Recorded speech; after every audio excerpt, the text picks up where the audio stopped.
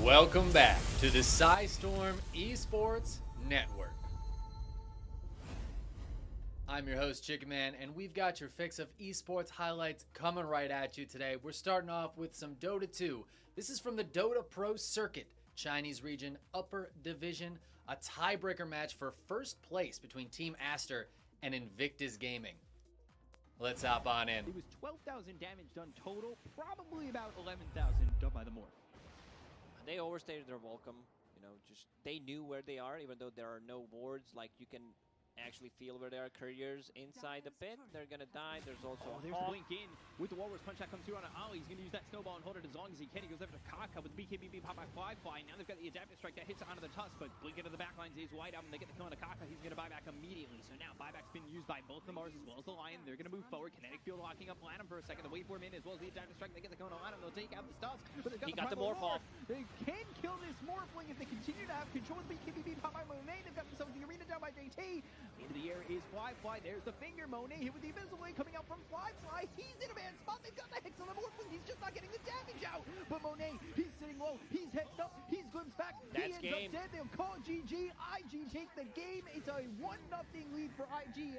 And capping it off with a full team wipe as they take this first one. Man, I think this game could have been a bit different. Testing if, 1 2 3 Aster sound didn't check make 1. So many mistakes, like that first Roshan play when they relocate into Help Queen. What a fight there. A full team scrap between the entire teams on both sides. It's hard to really tell who's winning through all of that, but IG comes out on top, completely wiping out Aster, who GG immediately. Invictus would go on to win that match 2-0 and place first in the group. Next up, we've got some Valorant coming at you. This is the lower bracket semifinals match for the VCT Challengers North America between Gen G and 100 Thieves. Asuna. No Hunter Sphere available for Mikhail. Ethan swings on it. There's still more. And they trade out. Wow. Spike down now on Cat. Asuna has to recover it, but they're pushing him hard. Oh no. The firing squad, they lose the op, but 100 Thieves lose their life. Nitro is trying to get a little bit more space. This is the Nano Swarm that'll push them back. Do a little bit of chip damage just down to Hiko. You called it out. You set this up. They wanted that mid control. They got it. Now Hiko is going to have to look for picks. Can't retrieve that spike quite yet. He's got 3 players looking towards him down Cat. This round looks identical to the 1v4 that Hiko shot. That's why the observer's like, yeah, let me get on Hiko right here. We've seen this literally yesterday. Gen G still fighting Hiko in mid. He makes it hurt. Yes! Oh, almost got it again, but Gen G Strong round there from Gen G. Hiko almost getting the upset. He took it down to a 1v1, but wasn't quite able to pull it through to win the round. Gen G, hard fought there, but ultimately 100 Thieves would win the series 2-1. Next up, we've got some Starcraft 2. This is from IEM Katowice, the Starcraft 2 World Championships. This was in the semifinals, a PvP between Parting and Zest.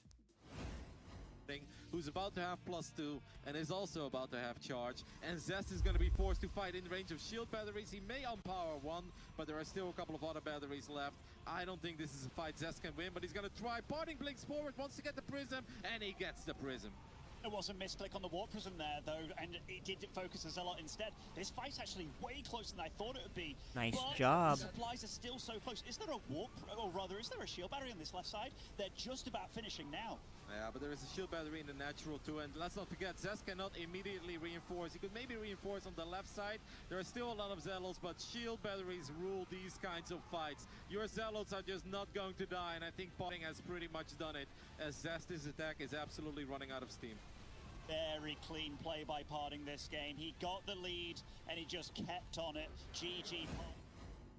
Parting with a magnificent hold there against Zest, who is looking to make it to his second straight IEM Katowice finals. Ultimately, he would succeed there, taking out Parting 3-2. Next up, we've got more IEM Katowice with CSGO World Championships. This is the grand finals. The Big Daddy with Gambit against Virtus Pro. 20 seconds. Flashes will be the go. Hobbit, a lot to do. Does go down early. Will Shiro contest the plant? Can Shiro contest the plant? He's been flashed off now. Tucked in on short, but he's likely to swing. And the Oh, plan's Sanji's going doing it down. all. Sanji saves them with the hero Deeg. Now posted up holding short. Axel wants to get back in. He ain't done. Bit of a role reversal now. Coming in from Rampart, the CTs. Sanji, He wants to peek this. he does. He's tucked in now, though. He might just stand tall. And Oh, Sanji's the Sanji! clutch up. Surely not. Axel low. You can see the Deagle and the info's there. Will he adjust? He's forced him off the bomb at least. He's panicking. Sanji's panicking. It's fading. It's fading. That's surely Sanji's round. He knows. Next sound cue. Just have to peek it late. And hit the one Deeg, and he does it. Sanji saves VP. 4 frags, so much impact. Sanji doing some real heavy lifting there to save VP from losing that round. But in the grand scheme of things, it would be Gambit taking the grand finals 3-1 and becoming this year's CSGO World Champions. Next up, we've got League of Legends, the LCS Spring Group Stage. This is a game between Counter Logic Gaming and Evil Geniuses. Is even, and it's likely just going to come down to the execution. Impact getting stunned, but he's about to go mega. Needs to hit it pretty quickly though, but Jizuke's here, of course he is. As Impact just collects Finn, who dove in a little too far now. The Realm Warp gonna put everybody else in there. As Smoothie gonna be left out to dry. Ignar with a long range attack repel for the stun, and he killed Impact hilariously. But unfortunately for CLG, it's just a consolation prize. EG goes straight to Baron. Yeah, they're going to get the 2-for-1. In fact, maybe didn't need to take the Realm Warp. It was just the support. Yeah. He was very low, but does go through, dying with the squad, and it's going to be up to Broxa here for some heroics. Wild Turtle is around as well, but the problem is Ignar, both summoners, has the ulti, so it's so tough to get into that pit without getting engaged on. And Jizuke's found it, but the Zonya's gonna keep alive a little longer. Turtle gonna need to save the back end of the fight. There's POB getting big. Turtle found the shutdown. Now Pobelta is gonna force Jizuke out, and Svenskeren's been completely zoned out of the pit. And CLG, they're trying to finish the Baron. It's 3v3 style, still charged up as Turtle dancing around on his Sven. Pobelta gonna get it. Svenskeren gonna go down, and now Jizuke is zoned off by Turtle. Brox are trying to solo finish the Baron as Ignar wrapping around the side, but Brox is running out of health. He's not that tanky. It's AP Nidalee. Here comes TP back in for CLG, but the Baron is CLG's as EG try and save it, but now Smoothie once again. Oh, that's so rude! That's so rude as Smoothie gonna delay it for as long as he can to give Turtle another kill. That is a true support right there. That is hilarious. He just walks up, he's just like... It looked like EG had the upper hand there, but CLG ends up taking down Baron with some really great tactical play there. Although at the end of the day, CLG would be the one saying GG, and EG would take the game. Now to get into some PUBG, the PUBG Global Invitational. We got a little skirmish here between Oath and K7 Esports. A circle came in this area. K7 takes the hospital, and now Oath might try their hand at it as they're slamming in there. The side do some damage at the beginning. The vehicle flipped. Oh no! It does the fucking damage. It takes 2 members of Oath down. Absolute disaster for Oath as they try to get it, manage to get it stabilized. Bale taking a bunch of damage. He's gonna get knocked, and that's gonna be it. Oath goes down. From the Gatka direction, there's the vehicle. They just slam into each other one after another. Does Oath on the replay, so just not ideal, and they almost do it at camera. Not so sure about the tactics on that one. Something tells me ramming your cars into each other is not the play there for Oath. That's all of our highlights for today. If there's an event or an esport you'd like to see us cover, let us know. And don't forget to like, follow, and subscribe so that you can catch us next time. This is the Chicken Man signing off for the Storm Esports Network.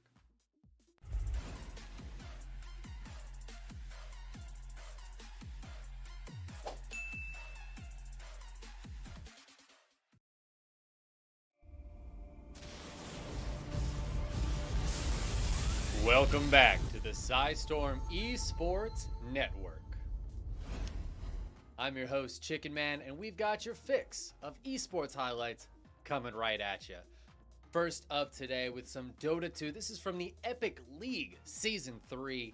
Game 2 of the lower bracket match between Tundra Esports and the Hellraisers.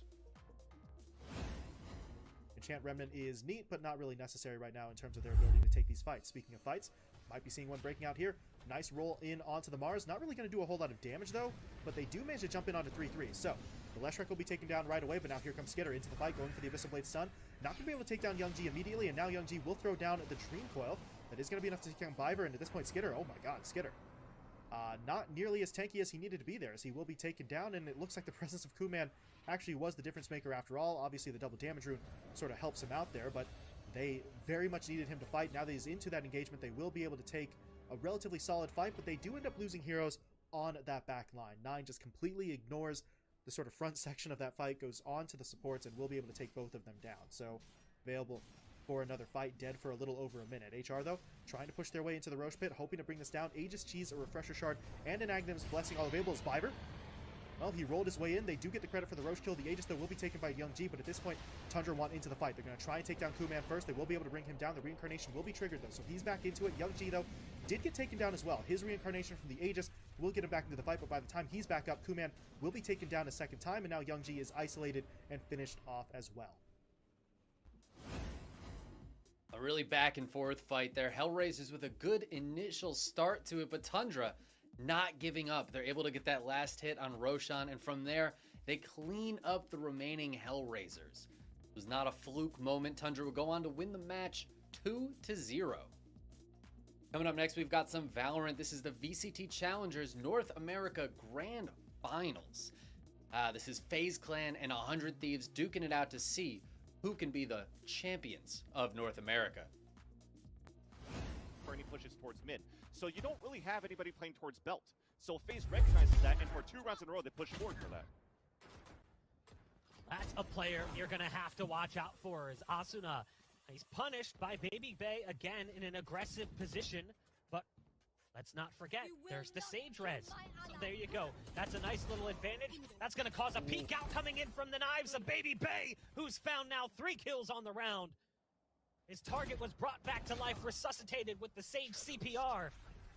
But he's got no interest in allowing that player to survive any longer. Ethan has made it onto B. A nice little smoke to give him a bit of a one-way onto Corey. The knives are still out, though, as Baby Bay is looking for the ace. Still has some smokes available. Goes for the swing! It's Baby Bay with the ace. Baby Bay absolutely smoking the 100 Thieves in that round with those knives. That domination would continue through the entire finals as FaZe smashes 100 Thieves 3-0. They do become the North American champions. Coming up next, we've got some Starcraft 2. This was Stay at Home Story Cup number 3, the grand finals between Stats and Serral. Otherwise he would not have morphed icons. So he's going to do exactly what Rotterdam suggested. Alright, let's see if I'm a genius or full of guys. That's a lot of spore crawlers though. How many matter. blue are there? 3? Just fight. I think Cyril is in in big trouble here. Of course, he's facing the Roddy. No, but he's just like not. Feedback. Oh my god, perfect feedbacks as well. Vipers are gonna be out of energy. He does land 1 parasitic bomb, so that's something. But the Queens are, I mean, that's like the main source of anti-air. Yeah, but look at Serral. He's like making 12 more Corruptors. They don't even have +1 army yet. Serral is gonna try to shut down this base, but you know what? Stats doesn't give a damn. He's doing the Roddy. We don't even look what happens at home. We just run into Zerg bases and some shit up. Whoa. No, this is looking fantastic. I mean, he's even now not finishing the base up. He's bringing everything back. Yeah, look, this is it for Serral. He needs to win this fight or he's dead. And guess what? +2 carriers, baby. +2 carriers, baby. What about a prismatic alignment stat? See? Oh my god. Look at Serral. Stats showing some absolute dominance in that game. He's truly the ultimate Protoss, taking down the GOAT, Serral, 3-0 in that finals, snapping the Finnish Phenoms' home Story Cup victory streak of 5 in a row, and all with that trademark Stats smile. Up next, we've got some CSGO from the ESL Pro League. This is a group stage match between ENCE and Vitality.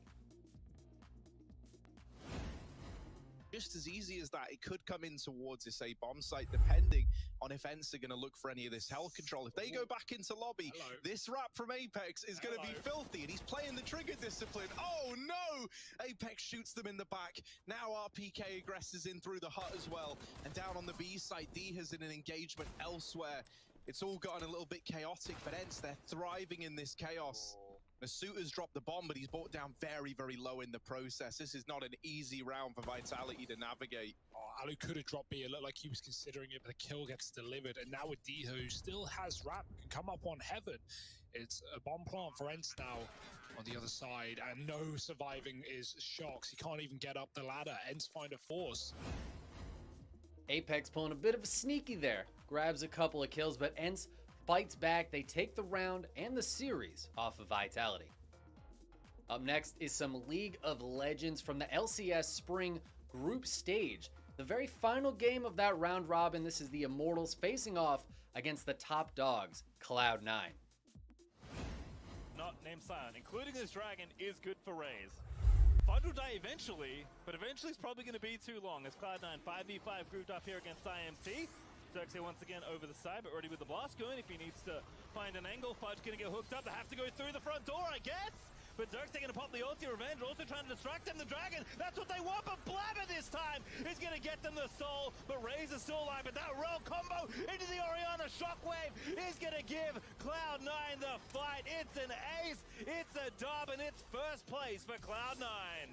5-0, Cloud9 get their fight here, wiping Immortals off the map. They only needed one team fight. And 36 minutes in, they get the soul off the smite from Blabber. They get the combo with Orianna and Rel, and they will get first place in the spring split. Only one team fight needed. Don't worry about the Baron Steel. We'll just scrub that from our minds as Cloud9 do indeed have enough firepower to claim the Nexus and first place. Big win for them. An absolutely pure victory there for Cloud9, showing why they are on top in that round robin. They take the game, they secure their first place going into the mid-season showdown. Up next is a PUBG highlight from the Global Invitational. This is the very end of the game, 3 teams remaining: Triumphant Song Gaming, Oath, and Gen G. Really need to take down TSG before Gen G comes over the top and starts doing damage towards Oath as well. All right, well, Pat Caps was down to about half in the knock status. Balefrost is there again to get another very important res for his team. Raylo doing a good job poking in to TSG's back line, getting some protection, but that Molly just too far onto Pat Caps. It does clip Bale, so Bale going for the heal. Looks like he's going to be able to just get it off. Stuns out to buy time. Meanwhile, Gen G just going to wait this one out. They're going to let these two teams do as much damage as possible before they decide to get involved. They know the win is all that matters. There's no reason to try to get up over here, maybe sneak some kills in. Better off just kind of doing, you know, what has been done to Oath more than one time in this tournament, Toby, just letting the other teams finish each other up. This is so smart. They're throwing the smokes forward. They're not smoking off themselves. They're smoking off Oath, kind of forcing them, sheep herding them down in the direction of Gen G, hoping that Oath can maybe somehow do enough damage to Gen G that they can then peek over the top later. But here comes Yamcha, finds the first one, doesn't find the second. Yes, he finds the second as well. Relo, last one left alive. Yamcha allowed to reload and he gets it, but now here comes Gen G, finds the first instantly. Second one goes down and Gen G again. Gen G playing that one just so smartly, letting the other two teams duke it out. Really great job by TSG to take down Oath there. That was a 2v4. But Gen G, they love it when a plan comes together. Our final clip of the day is going to be from Rainbow Six Siege, the European League Season 2. This is a group stage match between Trainhard Esports and Na'Vi. The pressure will mount, saves. He's just looking to hold them out of line seller for the time being. Durza finds a headshot onto Secretly. 30 seconds left to go. Still time to play with here, as you say, but 30 seconds means not a lot of chance for mistakes unless they can finish off these members of Na'Vi. Saves almost went down, but he turns the kill onto Durza. 2 versus 2, they come sprinting in. This is what we talk about when that clock is starting to run to 0. Chaoxus is by himself, diffuser in hand, but has got to find these last 2 members. He's got 10 seconds to do it, and then he's got to turn it into a win. He finds one, but look at Doki lurking here, just waiting for that diffuser to start going down. He's down in front of a camera. He's got to hit the plant button right now, get it down it goes, but no time left. All too easy for Doki to swing in at the last second after being a wrap for the entire. Well, that looked great there at the start for Trainhard, but Na'Vi not giving up. Eventually, they get the win that round, and in the match as a whole. That's everything we've got for you today. If there's an event or an esport that you'd like to see us cover, please let us know. Don't forget to like, follow, and subscribe so you don't miss out on more great esports highlights. This is Chicken Man signing off for the Psystorm Esports Network.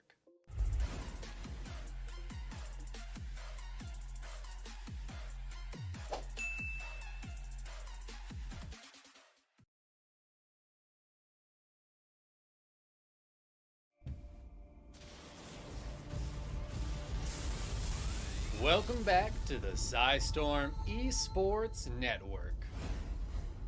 I'm your host, Chicken Man, and we're bringing you another set of fantastic esports highlights today.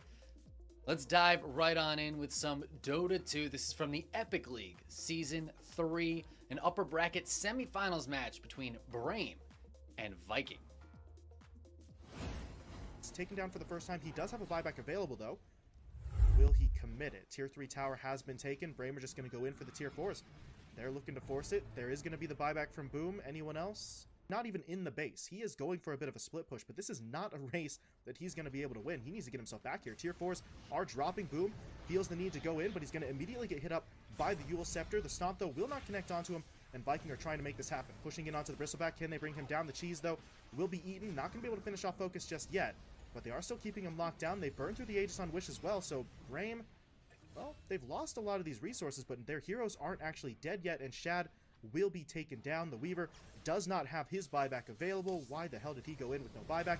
I do not know, and I think that might just be it. Viking are trying to hold, but they still haven't dealt with Focus. The Bristleback is just going to charge his way through. Supernova popped on the back line here, and that's really going to force Viking to basically run for their lives. Aramis trying to get himself away from Focus, but he is not going to be able to make it out as a Tusk will be finished off. Kezu at least was able to TP himself back into the base, so they do have both him and Boom to try and hold the line, but at this point, it's not really looking good. Brame are just going to push for the Ancient. Kezu is going to try to make a play onto the back line. They jump in onto Wish. Will they take him down? No, they don't have it. They don't have it at all. No kill on Wish. Kezu and Boom will fall, and that is going to be the GG called as we see Viking. Well, we see Viking basically blow that lead. We knew it was going to happen, but honestly, until I actually saw the play with my own. Great work there by Brame to take that game. It was a hard-fought win, but they stuck it out. They let Viking make a few mistakes that cost him the game, but it would be the only one that Brame would win. Viking would take the series and go on to the upper bracket finals. And up next, we've got some Valorant from the VCT Masters Stage 1 in Europe. This is a semifinals match between Fun plus Phoenix and Ascend. What can he get out of this? I mean, they've seen CNED, but just noting where CNED is doesn't mean you're going to get much else. Now, the gun is on the other side of the cross, so that's a bit of an issue, but Zipan just beheads CNED. Okay, maybe now game on. Let's see how much more they can do. There's rifles to be recovered here. Oh, Diva's sick! He does even more now. Cordamenta called upon in the final moments. The 1v1, he takes the fight. The boldness on him. Fun plus Phoenix looking for the finish there after starting down, man. They almost got it, but the clutch double kill right at the end of that from Cordamenta seals the deal for Ascend, who would go on to win that series 2-1 and get into the grand finals.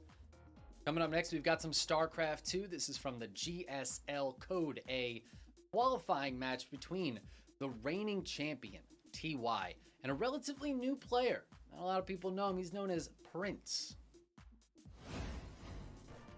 Like, it is going to finish, right? Yeah, it is. I guess he gets the warp in. Yeah, I guess that's one of the funny things about this specifically is that you can't really, I mean, the Nexus is just so beefy that, you know, spotting it is not like half the battle in this case. So we've got the warp in, we've got a Widow Mine here, but of course you can just shade by this. Yeah. I think these buildings were, the idea behind it was to try to plug this up so that you couldn't really come through, but already we have a lot of damage coming down, staying out of range of the Widow Mine, one-shotting these Marines, only leaving the SCVs here. Oh my god. I'm not sure how good or bad this is. Well, the Adepts shade away. Keep in mind he can with a pylon there, I was going to say with the probe out, you can warp in another round. Yeah, he can warp in now. The strat. I love it. He's making more probes as well. If the probe pops out and takes the mine hit, oh, that's too bad. Yeah, almost. But I guess the bunker probably would have gotten it anyways. So now he has the stalkers, which can be microed more heavily, but obviously take a bunch of damage there.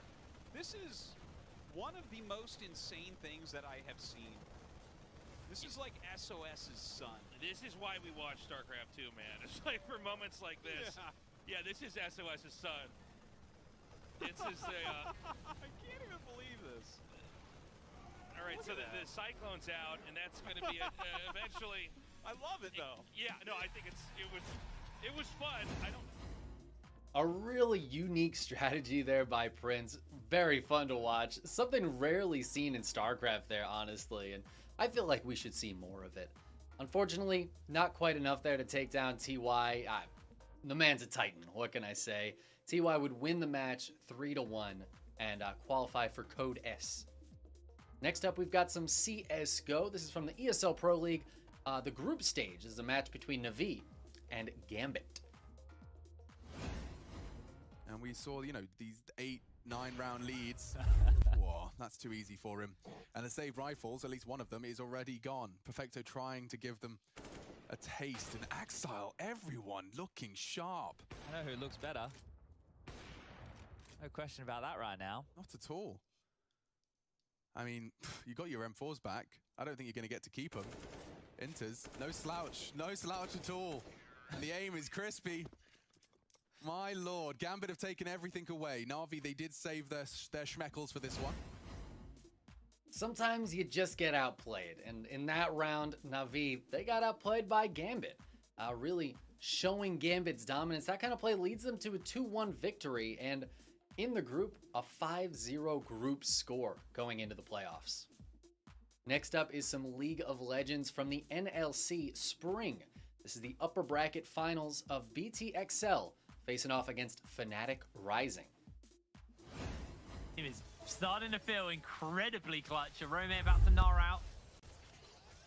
They'll be holding on to that Banshees for as long as possible, but there is a flanking gnaw. I don't think he was seen because that was a new ward placed down.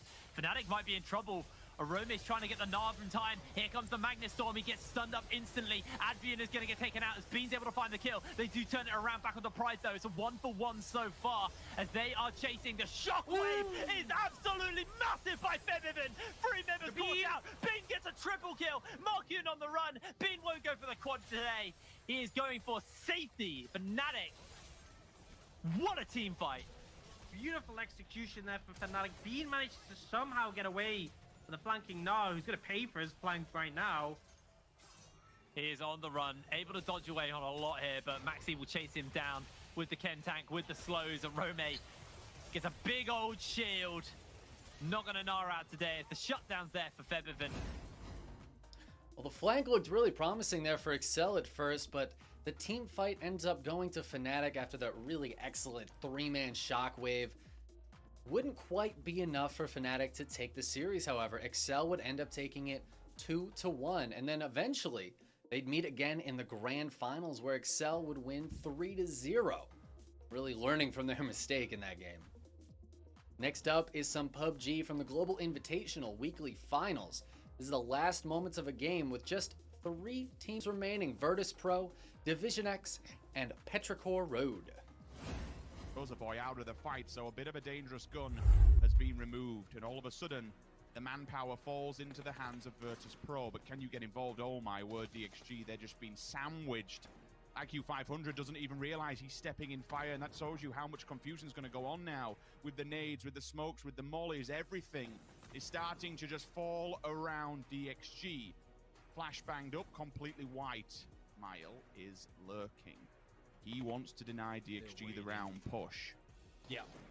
Waiting, holding back, just trying to force them, trying to funnel them into Virtus Pro and potentially get an off-angle opportunity of a push there, but you can see the blue now coming in. All these flashes being thrown makes it incredibly difficult to keep track of what's going on. Will it take him down? Yes, it will once again.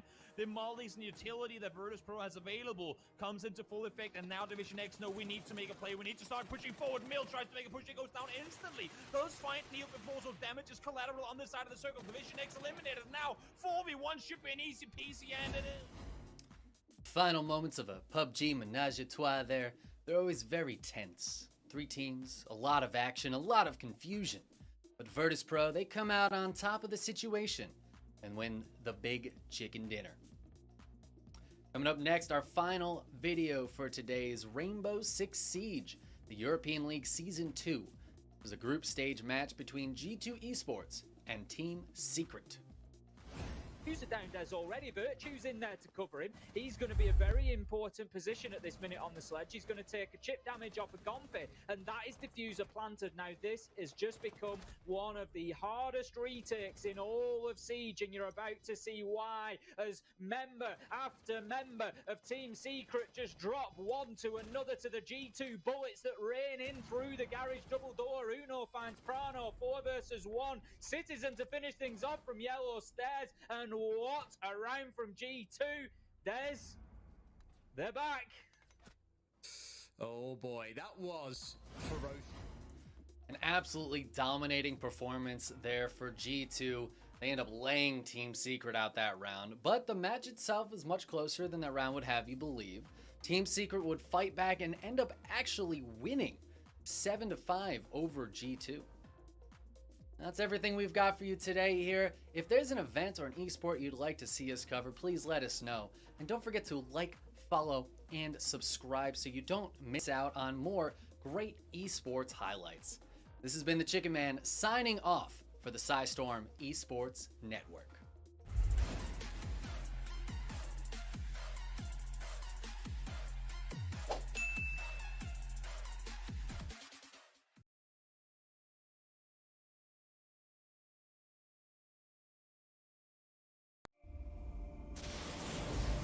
Welcome back to the Storm Esports Network. I'm your host, Chicken Man, and today we've got more great highlights from the esports world coming at you. First up is going to be from the Dota Pro Circuit, Chinese region, upper division. This was a Week 5 round-robin match between LGD and eHome. Let's hop into it. Just slow, nullify any kind of coil now used on XM. Pops that in rage early, snaps the coil, trying to run. Earthshock getting some distance. Nothing to say might stay with him with the Illusory Orb, and that's exactly what he does. But here's the Hex coming in from Fade. They've got themselves the Shackle. False Promise. And with the phase shift, Puck trying to survive, but they already got the kill on Innocence. They'll look over at Ame. This might be a terrible fight for LGD because they are going to pop the first fight from Ame. They do not have June Coil to work with. They'll bring in some reinforcements and try to make this work with the break coming out into XM. XM doesn't have that in rage for a second, and he will end up dead. So LGD, they get the kill onto the Earth, so they'll take out Clockwork. They had finished off Fade prior, and this is a good fight for LGD. Almost a well-laid trap for eHome. I don't know how you call a fight like that. Basically, every player gets involved at some point just over the course of it. LGD would end up coming out in a better spot after the dust had settled, and that teamwork would reward them with a 2-0 victory over eHome. Next up, we've got a clip from Valorant. This was a quarterfinals match for the VCT Challengers North America number 3. Game 1 between Luminosity and the Kooky Koalas. You gotta love the Kooky Koalas. Fantastic name, 10 out of 10. They're a relatively new team, I think still unsigned at the moment. Let's just hop in, see how they do. Down to delay the spike plant for just a moment. Now, once they do finally have this site, LG have just pounced on it and have them completely corralled. Hot hands can be used. Screwface able to find that. I thought maybe going wide. Paranoia as he dashes into his own cloud burst. Tries to toss down another, and Anderson picks one up with the Ghost. This would be a nice eco to pick up, and Koalas are looking to get it done, but they still have to worry about Moose. He has been the clutch lord here. He finds the first, needs to find the next. So much time for this Sova. No Molotov, no orbital strike, nothing here to stop this plant. Outside of Anderson just holding a steady and buying all the time that he can. Now Moose should surely be stabbed in the back, and Koalas get on the board. Luminosity, a really tough team there, but Kuki Koala's not going down without a fight. They take a really great round there. They take their first point in that round. It wouldn't be enough to get them through. Luminosity does take the 2-0, but the Kuki Koalas, they want our hearts. That's for sure. Next up, we've got some StarCraft 2. This is from IEM Katowice, the StarCraft World Championships. This was a match between TY and Parting, two absolute titans of the game. What's up, guys? We're gonna stop that because we are about to hop on. Like we are finally gonna get started. Welcome to FSL playoffs day 2. Get the other guys on. There you go. Now they're have my the admin Seth is on here. His camera on. Oh, you gotta love this wall. Guys are all set now. It's gonna start off with Spaghettio versus Criminal. First match.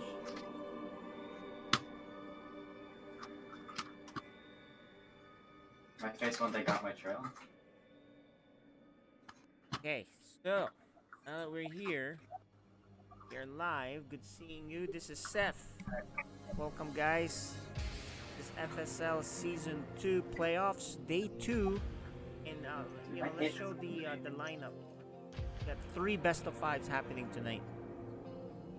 So we have Criminal versus Spaghettio. That's the right up, and that's the Code A finals. So that's the Code A finals, and then after that, the winner plays Dark Menace. So basically, whoever becomes the winner of Code A finals, right? The winner basically of Code A, they go into the Code S playoffs. They have a seeding there. So if you guys are really curious on how that whole thing works, I'm gonna give you guys a little. You can check that out on Wikipedia. That's all right there. Here, I'll do it right on the screen. You guys can check it out. It's on Wikipedia. The entries in there, and you can see that the seeding works like this, right? The Code A finals right here. This person, the winner of that goes right here, right there. And then plays Dark Menace. Then very cool. This is what we'll play tonight. Hopefully that makes sense.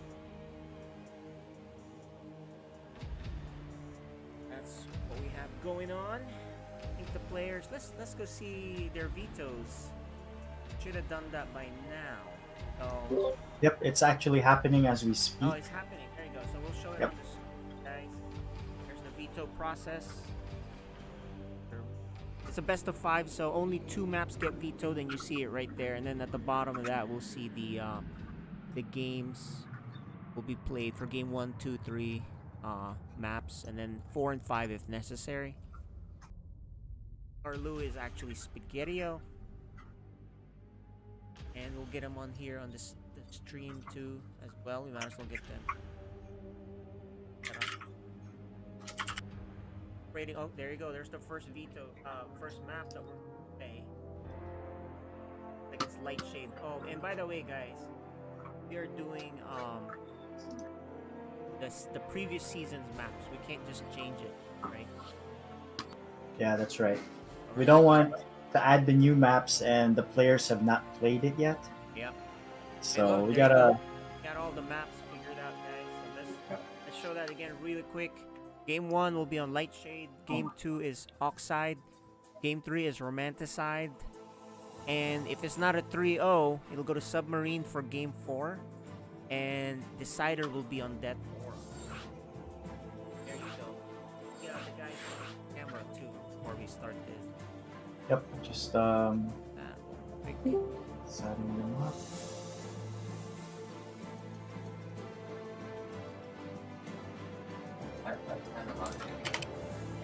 Spaghettio.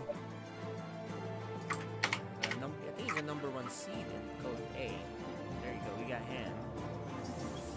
That's right. He's earned the #1 seed, but he did have 1 loss this season, and that one loss was against his opponent tonight. Yeah, one loss to Criminal. So that Criminal is a high rising player. He'll probably be promoted to Code S. And a little bit of a late start today too, just because of some scheduling issues. There you go. So we have both players on our stream channel now. Yep. And I think both players are here, and I think we're ready to go. Yeah, ready to go. Those are the players, guys. Top is Criminal. It's gonna be a rematch. So, just really quick, one sentence for you. Any message for the fans and or your opponent, Criminal? Oh, I mean, good luck. Good luck. I'm practicing some fun stuff, so we'll see how it goes, But yeah, good luck. That's Spaghetti-O. There you go. And what about you, Criminal? Hey, I didn't warm up, so I'm gonna cheese you all the way. There you go. There you go. That's his penalty for being late, right? So he doesn't get to warm up. All right, I think we're ready to go. Let's do this, guys. Good luck. We'll see you on the other side. You'll be server deafened, muted. Have fun, have fun. We'll only be Seb's gonna hide his video, and then you go, boy. Girls. Make sure they're server deafened and muted, and we're gonna hop right into the first map. All right. Shade. So they're actually, both of them have already earned prize money because the lowest they can get now is second place. So the winner, however, gets the automatic seed to the final bracket. They got prize Now, money already. Yeah, but I don't know if it's a reward or not, but you're going to be facing a very tough Zerg that's waiting for you there. He's mentally ready. He's beaten Zergs at diamond level before. Easy there for him. However, the other one is quite a bit, playing recently. Alright, guys. Here we go. It's a best of 5 on the top left. The Terran player. Criminal.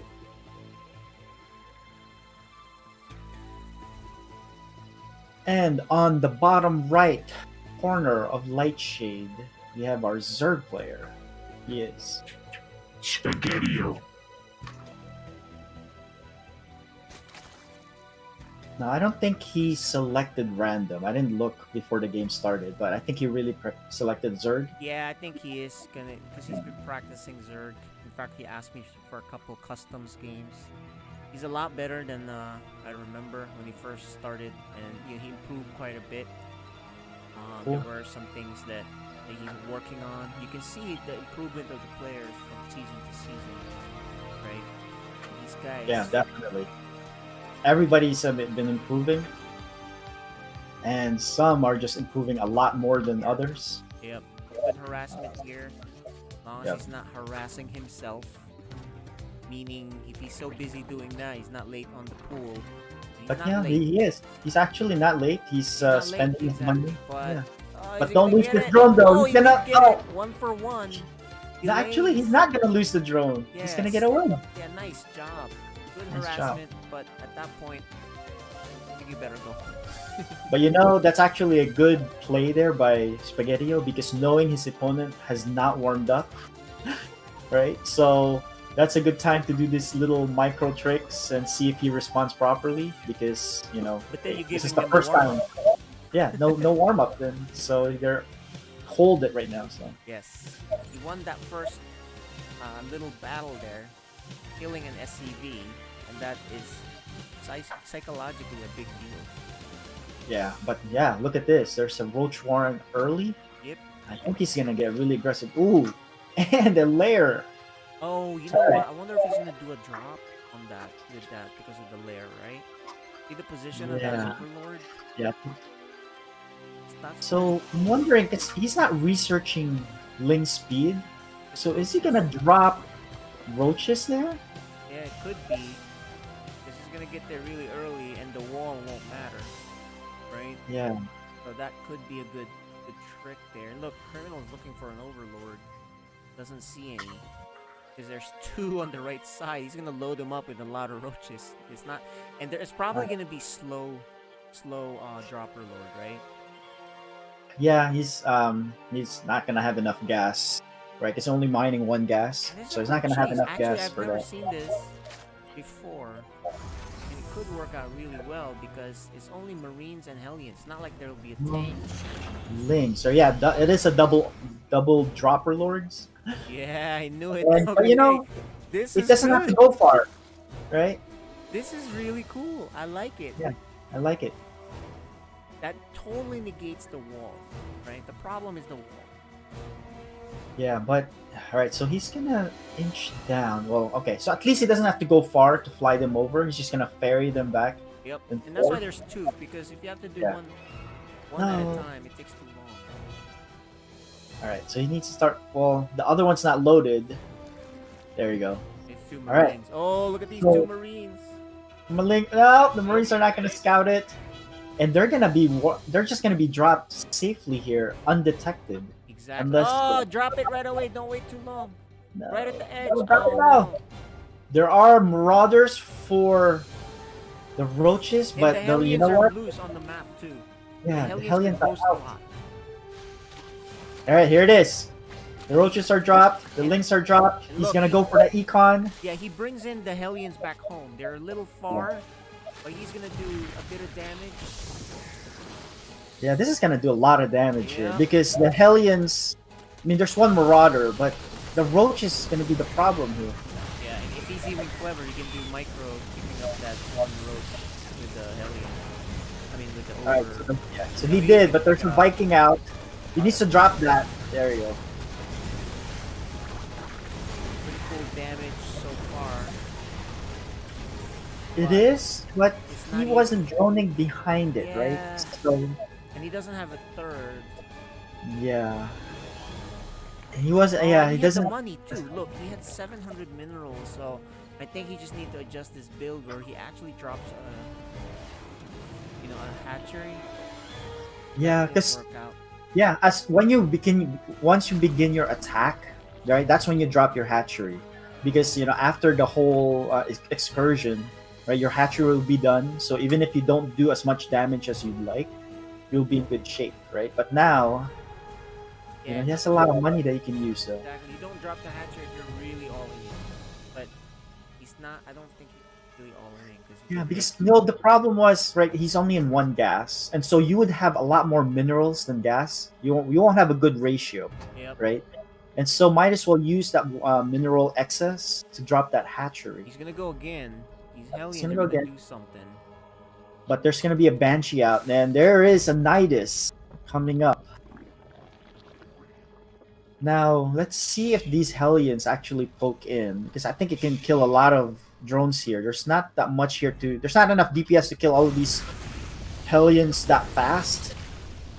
Even skirts around here to get maximum damage, and he's probably gonna get, what, 10 here, maybe? Yeah, that's what happens with Hellions. Yeah, 10. Oh, you could have loaded him up in the Nidus, too. Nidus. Yeah, so he did get 10, maybe more.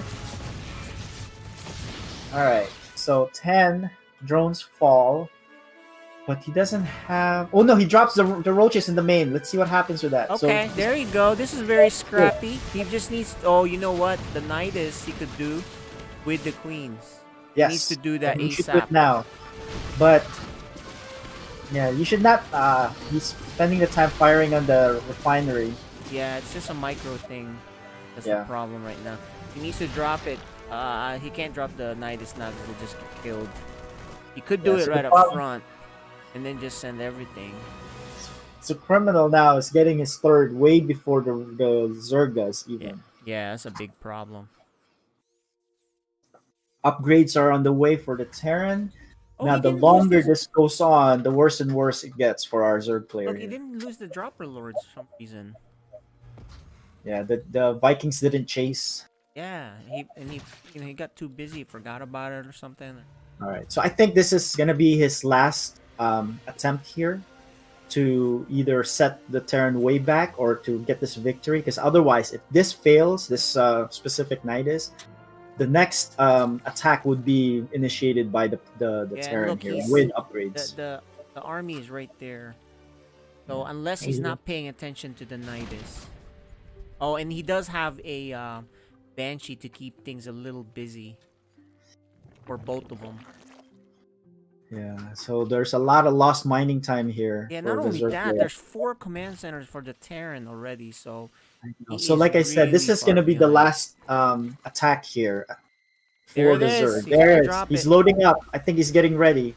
And his chance it here is is. for Criminal Let's not see to if notice, Criminal which it sees doesn't it. look like he's noticing right now.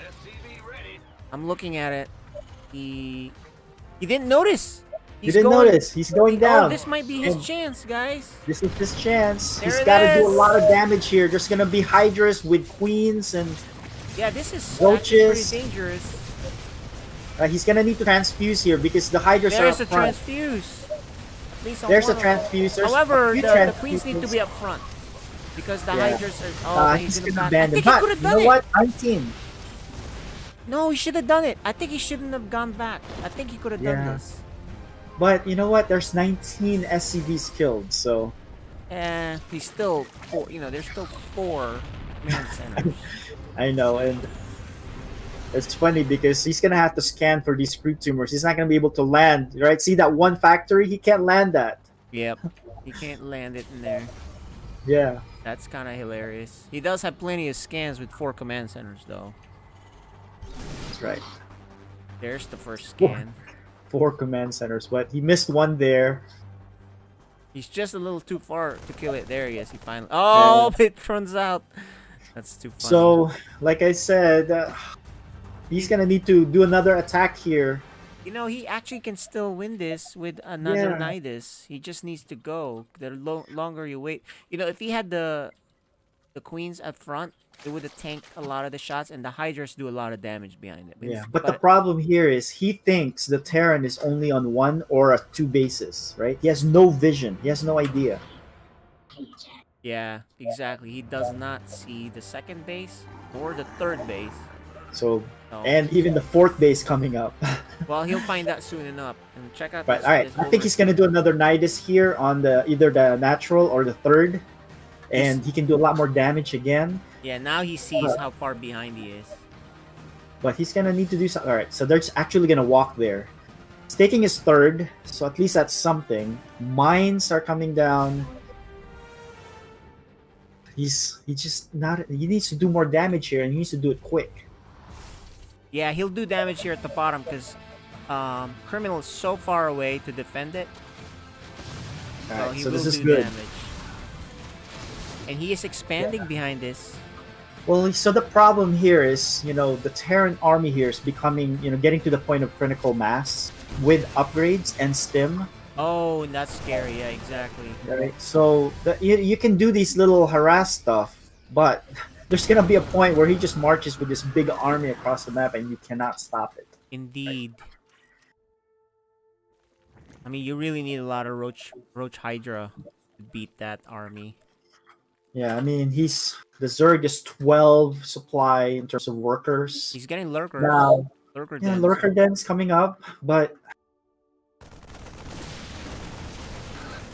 like that famous caster, the supply does not lie, right? Look, he's far ahead in supply, the Terran player. Yeah, he's even getting a 5th base. And 2-2 is coming up, and I think, well, now he's marching out, so... Oh, how are you gonna stop this army? Yeah, you don't have AoE. Lurker Den's not done. You don't have Banelings. Even if you had Banelings, they don't have speed. Not for a while. And I think he's gonna forfeit this 3rd base. He has to. He's gonna try to Fighting rescue down it, the but show. that's probably not a good idea. Well, yeah. Oh, so and he just backs off. backed He up. actually should hold the high ground there. Yeah. Well, I think this is it. This is gonna be the beginning and the end here. There's no way he can He stop got it. Overlord speed. Look at that. Yeah, Criminal's just gonna check for the top 3rd and sees there's nothing there. And although if he waits too long, lurkers will be coming online. Yep. All right, so he is gonna go. Lurkers are almost done, so let's see if the Lurkers can fend them off. But you know, this Yeah, is but still a there's 5 losing command battle centers, here. 5 scans. Yeah, but let's see if, you know, I don't know when he played last that he was used to playing against Lurkers. True. Alright, so Well, there's he the knows to scan. scan. This is when you engage a Zerg. So far, Wow. a decent fight for him. His army is pretty beefy. He might actually clean it up. Yeah, because the Lurkers killed a lot. They He needs were to go. a good line. Alright, so this is, he chases Oh, it away, wow. but this is still a 2-base Zerg, right? Yep. And you're missing Zerg mining needs to go time as though. well. I think he has a chance with lurkers. Well, the tanks are out. He's even sending his queen, so I think he knows. This is insane. 1, 2, 3, 4, 5. 5 command centers. Only on 2 hatcheries. Yeah, but you Time know, to go, he's dude. he's what, 0-0. Terran is now 2-2. He has a 4 upgrade lead. Yeah, the way you win Good this tank. is just lurkers. Yeah.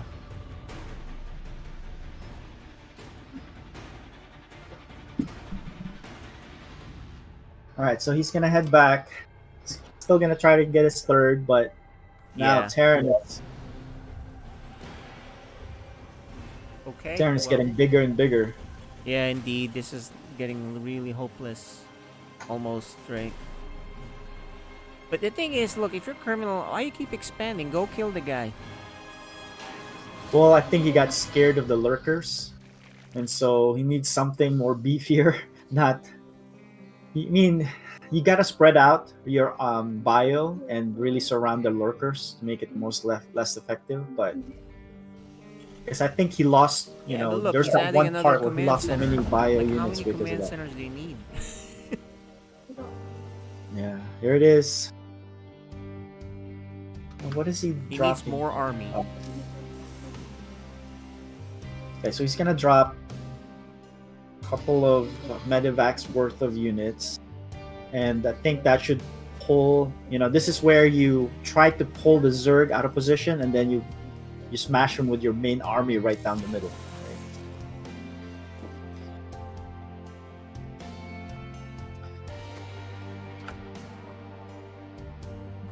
Alright, so criminal scans. There's no 4th base for the Zerg. And you know, the longer you wait, well, Zerg. actually, you know, it's getting worse and worse here. It is Plus because 3 he is about has to be 5, done. 6 command centers, right? However, there is a point where if it's even army, you could lose, especially with lurkers. So, Oh, yeah, alright, so here it is. He's moving out, right? Because if you're the person who just maxed out, that's when you have to move out or be in a position to go attack. But he is going to do 2-prong attack here, like I mentioned. He's going to drop on the natural and see if he can pull some units out of position and then hit with that big army in the middle. however, that's where the lurkers are. So, Yeah. So let's see here. Okay, so he did not move though. Is he waiting? He's waiting for the +3 upgrade. All right, so now he's moving. So he did wait for the +3. Oh, and he's gonna actually take out this 4th base. So this is a good move. All right, there are infestors here, so he can bungle. He has double the supply of army though, too, and with better upgrades. But really, it's All right, lurkers. so here it is. He's not lined up perfectly here. He needs to. Oh my goodness, he's not scanning. He just lost. What is going on? Because he is attacking on the other side. The lurkers there are also doing a lot of damage. And he's gonna think this game is closer than it really is. Well, the supply is closer now, Because but he was throwing it against the lurkers. Yep. yeah. So this was a good move by Spaghettio on transition to lurkers, but they're gonna be Thors in the mix. +3 armor is gonna be done soon. Well, halfway there. Yeah, So- Spaghettio does have a hive already. Yep. So But doesn't look like Spaghettio is doing any type of research. Now he drops down 2 Evos to start the research, but yeah, that's all right. Here it is. Here's a big army. Now let's see if he that army knows will how to melt. handle the lurkers this It'll time. melt on 7 lurkers and a lot of fire from hydras if he does not scan.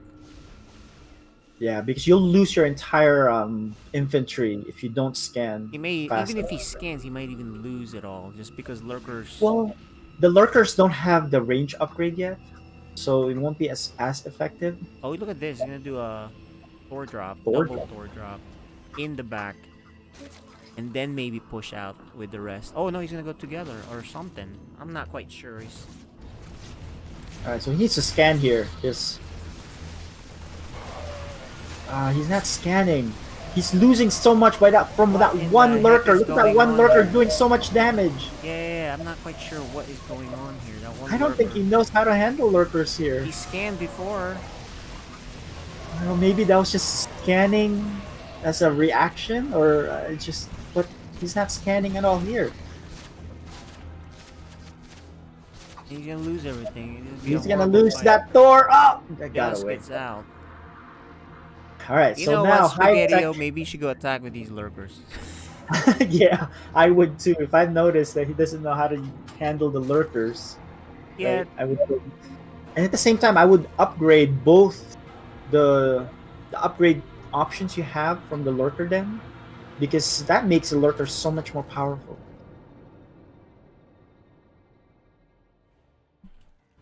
I don't know what the heck's going on here. Look, he's expanding again. Yeah. Well, ultras are coming in. Supplies are too close. Now that the Zerg has their fourth base, so now the Zerg has a reasonable chance to win, even though there's all these bases. Yep. Although he still hasn't started any upgrades. Terran's gonna be 3-3. If he upgrades.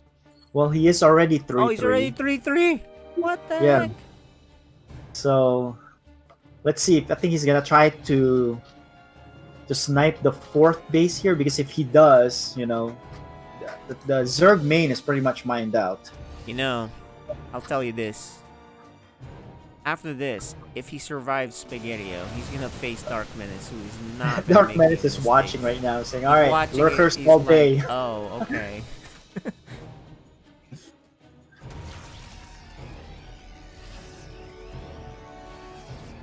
All right, so he snipes the fourth. So Spaghetti-O doesn't have a very healthy income here, but he is getting the upgrades. He has an Ultra Den, Ultra Cavern. Sorry. All right, so here's gonna be a 2-prong attack. It's actually 2 big armies here, but it doesn't matter if you don't handle the lurkers. The first attack. All right, so there it is. There's the first scan. He's able to kill the first 2 lurkers there. But he's taking a lot of damage from the lurkers still. I'm really surprised he's having this hard of a time against lurkers. I mean, it's not. I'm pretty sure he's faced this. Oh. Yeah, so now he's gonna crawl in with the tank push and the turret push. Our first game is a 21-minute game at this point. It's gonna be insanely long. Yeah, it's gonna be insane.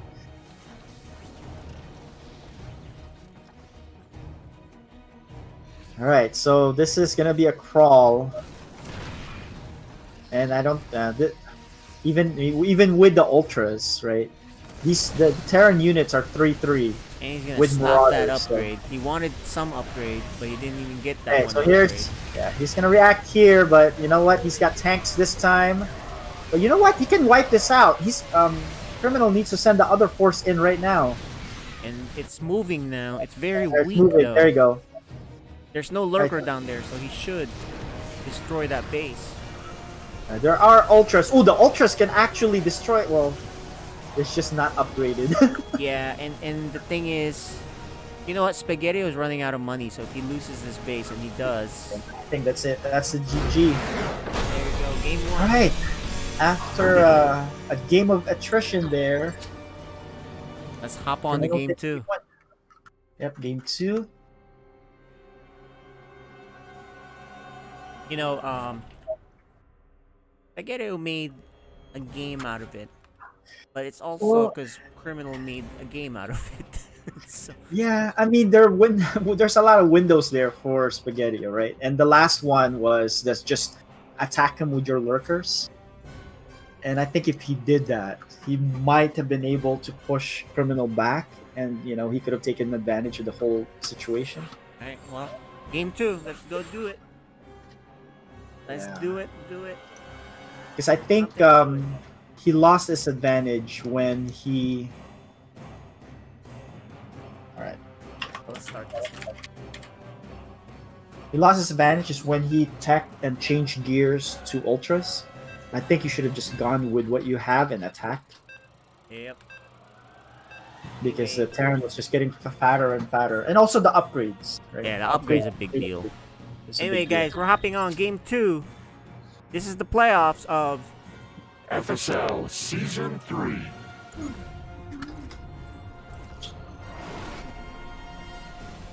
In the top right, we saw him do some nice Overlord drops. Was not enough. It is Spaghetti-O. the wrong guy there for a sec. And on the bottom left corner, we have our blue Terran up 1-0 on a best of 5. He is Criminal. Because ultras are supposed to be the counter to Bio. Terran Bio. But he saw that both ultras fell so quickly, right? Yeah. And it's just really highlighted by the fact that the upgrade disparity that Yep. we had. Exactly. And those the bio was also very weak already. So imagine Yeah. that. Just a few swipes, he would have destroyed that entire army. But they didn't last long enough to do so because they had 0 armor, or maybe just the native armor that they had. I like the strategy by Spaghetti-O though. He just needed to get another hatchery behind it. Right? Yeah, And that would've and made a also big the difference. damage. I think he lost a lot of DPS when he just did an attack move and he was hitting the refinery instead of killing workers or army. Yep. Oh, and he's gonna take another advantage here. This is actually gonna slow down this that barracks. slows us down quite a bit. So here's the other thing too. I think when he Nidus the first time with the Queens and Hydras, he could have beaten the army still. Yeah, But he left. He left. I think That's he still true. could have beaten it. Like me personally, it's not about saving your army. Do as much damage as you can, because you might actually win it right there. Because you can keep rallying units into the Nidus, right? Well, and then pop. Yeah, it I up. mean, I think at that point, his field of vision, he doesn't know that there was a third already up. Oh, that's a good point. He doesn't know. So he probably thought, oh, I did enough damage. I'm good. But Yeah, so I'm like, we're 2 base versus 2 base, or it could just be Terran hasn't expanded yet, so I might be in good shape. So let me just make sure I don't lose this entire army. But little did he know, there's already a third up, and SCVs were producing 3 at a time. Right? Standard so far, minus the Roach Warren again, and the second gas. Ooh, second gas. It's this gonna time. be So might- spotted by Criminal. He says, "Oh, Now, bro, you're I'm up not to sure. Does he know how to read this? Criminal? Yeah. Yeah, when you see a Roach Warren early, you know there's something up. He knows. All right, so he knows that if there's a second gas. When there's a what second gas, could be a Ravager thing, yes. But you Alright, can so he does see, drop. I bet you he'll make a Banshee. You see that? Yep, he's gonna swap this for a Banshee, definitely. He knows it so much, he wanted his SCV to attack that Roach Warren until it was killed by these two I lings. know what you're doing. He's The like- difference here is that there's no layer right away. Yep. He's just droning up. So This could be a good fake if yeah, you I want. mean, send out the roaches and delay run this, back. Yeah, delay the mining, make him lift, and then make him think there's something up, and then drone up. Yeah, this is the time to just hold that drone key and actually even take the third base, right? Oh, you Most Zergs, Zergs- definitely need a third base. You can't just do Yeah, this most two Zergs base. already have the third base morphing right now. Yep. Ellie's gonna Okay, take so- care of these lings, but these 2 roaches, not so easily. Actually, Alright, 3, so 4 check out- roaches, 5 check it out. roaches. Nice. Oh, if he goes up, he can do a lot. And he's Alright, gonna try I to... destroyed that reactor first. Banshee's coming up, so this will end eventually. But let's see how much damage he does. He needs to go in there. Get that Behind reactor. this, Actually, you know what? Behind this, he is still making units, so he just he's needs to still kill being workers. aggressive here. Aggressive with more and with Lair on the way. Okay, this So- is not bad because he is doing damage already. I think Criminal is not handling this right because it did too much damage and it needed to. Yeah, split up the roaches. You gotta split up the roaches, right? Yes, indeed. Although you need to go down and kill the. Oh, and maybe he can get some mine hits into the workers. There you go, and then Okay, run get away. the mine into the workers. Oh, good Nice. micro. Keeping, you know, the mine from killing. Lots of lost mining time. Skarloey actually Spaghetti with the lead now, although he's still on 2 bases. Yeah, 2 bases. And he has a lot of minerals, and this is what I'm saying. If you have a lot of minerals, you gotta put down a hatchery. So you might as well do that after you attack each time. Alright, so same script here. There's infestation pit. But this is a much better game for him because he's ahead. Yes, definitely. And there's no third CC. No third command So- center. He does not have bio upgrades just yet. No stim. There are 2 Banshees though coming. And Smoke is halfway, so I think Spore is coming up. At least on the left side. That's good for him. alright, Nidus again. Wonder what this infestation pit is for. I mean, he keeps getting it early. I'm always wondering if he's gonna get swarm hosts. I think he just because likes of to it. jump into Oh, hive. so he is getting swarm hosts. Okay. Oh, he is. Okay. Yeah. So there's 2 in Swarm host is production. He just very doesn't have the rare. gas. Yeah, it's rare against Aaron. Well, you get it for a meching Terran, right? Yeah, but not for especially this early. Yeah. The other queen is back. You know, is held back here. He's got to move in. He's gonna kill one. It's not That's bad. Not, Only that's not 3 work. good. That's not good. Banshee for 3, not good enough. And also with the double banshee, you know, they start one-shotting workers. You should be able to get more than 3 of them. Yeah, he didn't micro it properly, and he invested in it and the cloak. All right, so I think he's gonna start dropping the Nidus with the swarm host in the edges, and let's see what Criminal's where's his point of defense view? here against swarm hosts. He has one guy here that can see, and there's nothing here to stop it, so he needs to do it now.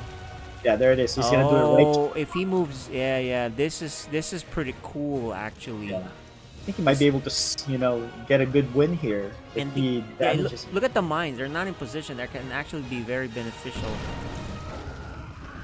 against the locusts. All right, so they're gonna be launched now. This is just free damage at this point. Free damage, exactly. Non-stop. Free. Well, will eventually stop, but it's free damage. He's gonna get 1 barracks right away. He's gonna get that add-on, but I don't think he's gonna get that. Oh, another group too. This is doing so much. He's gonna get the factory. Oh Nice. my gosh, the factory too, and several things. Good, he's microing the locust there. You see. Yeah. You know what? This kind of thing is really annoying. It really throws you off as a player dealing with it. Queens are gonna join the fray, are they? They're They getting in could position. because they could. Yeah, he just needs and he has an Yeah, overseer, so he can detect that. Oh, nice job with the mine mine. preventing that expansion. So take the other one. The overseer is still hanging out here. Is going to be driven out by this Viking. Hello, right into the mines. And bye bye. But he does have a Zergling. Yep. There it is. Oh, he's gonna Top do it left. on this side. Okay, that's cool. Yeah. And then he can do another one on the right side too. This is a And good a strategy. transition to Mutas. All right. Oh, that's a great transition because it's all anti-ground right now for Mr. There's, unless it brings out a Thor. And this is a lot more swarm hosts than the first attack because they're all shooting together. Yeah, if he doesn't lift this command center, which he just did. He sent all of them to that one.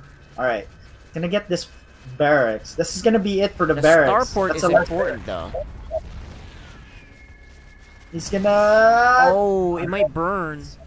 burning down. 200 and counting. He does see it in time. And guess what? That's free damage. Keep doing it. He's gonna do another one here on the 6 o'clock. There it is. There, yep. Alright, so this is a good strategy here that SpaghettiOs are doing here. Yeah, this is really good. Spaghetti doing really well here. Every time this launches, Criminal is just losing value. Although SpaghettiO is still on only 38 workers. Yeah, he really needs to do a better job making more workers. If he just, I think that's the last part of his game that he needs to improve. But I think for this game, this is free damage, right? And he's going mech, so actually killing the refinery is a big deal. Oh, this command center! It didn't lift! Oh, there it is. He's gonna lose that one refinery. 9 SCVs fell again for free damage, right? Yep, free. And now mutas are in turns. And this may make him go GG unless he runs into the mines. Okay, that's the thing. Unless he runs right into the mines. Yeah, the one in the middle. Just don't send it straight down the middle. Yep. Alright. But another set of locust swarms gonna be coming in from the top left. And there it is. Now he sees it, but he's shooting at the wrong thing. Spaghetti, he's gonna run back into the safety of that Nidus. But another... there you go. He splits it to the new base. Very nice job. Actually, if he kills the Thor is the key because of the Muta. He is gonna finally kill this command center, maybe with his Mutas. Oh, but you know what? There's no anti-air yet, guys. Oh, there's one Viking, but that's not enough. They don't even count. I don't think they've taken one Muta out. The Thor is the problem, which is still quite a few away. And look, the tanks are falling. Yeah. The Vikings are dead if it lifts. And look, he's gonna lift. Still have not taken one Muta. That's how weak they are against the Mutas. Time to go. Thor's here. Nice job. Right. So, despite all of that, lots of speedlings now too. The transition to speedlings is good too. That's actually great. There's nothing on the ground that does well against speedlings here. Indeed. And then if these swarm hosts get out here, the swarm hosts are in position. The beginning or the end. A fantastic game by SpaghettiO, actually. No more Thors to deal with the air. Nidus with swarm hosts coming out. This is it. This is GG. I think we're going to be tied up. And actually, the mines going on the swarm hosts don't mean much because they're very tanky. Things are falling apart. Or Criminal down to 40 supply. 48 supply. And dropping. More links are in production. There's nothing here. Well, there's Hellions now, but... He lost the command center. Unlike the first game where he had 6. Right, and there you go. Nice job. SpaghettiO. Alright, this is good. This is cool to see. Good to see it's back and forth. I don't think Criminal knew how to handle that swarm host aggression, right? It gets really annoying. So game 1, he wasn't sure how to handle the lurkers. And then game 2, he's not sure how to handle the swarm host. But he's going to have to figure it out here the next couple of games. The Wings of Liberty player. Because Lurkers came out in Legacy of the Void, right? Swarm Hosts came out in Heart of the Swarm. Although the Heart of the Swarm Hosts were really OP, non-stop. Yeah, but this version is the Legacy of the Void version. Yeah, this is the Legacy of the...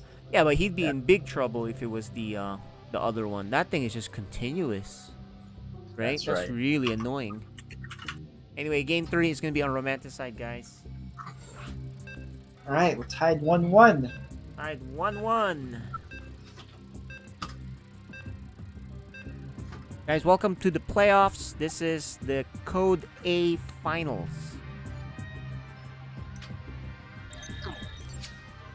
FSL Season 3. We're on Romanticide.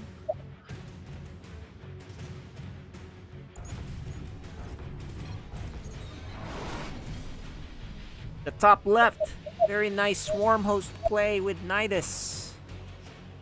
This guy is Spaghetti-O.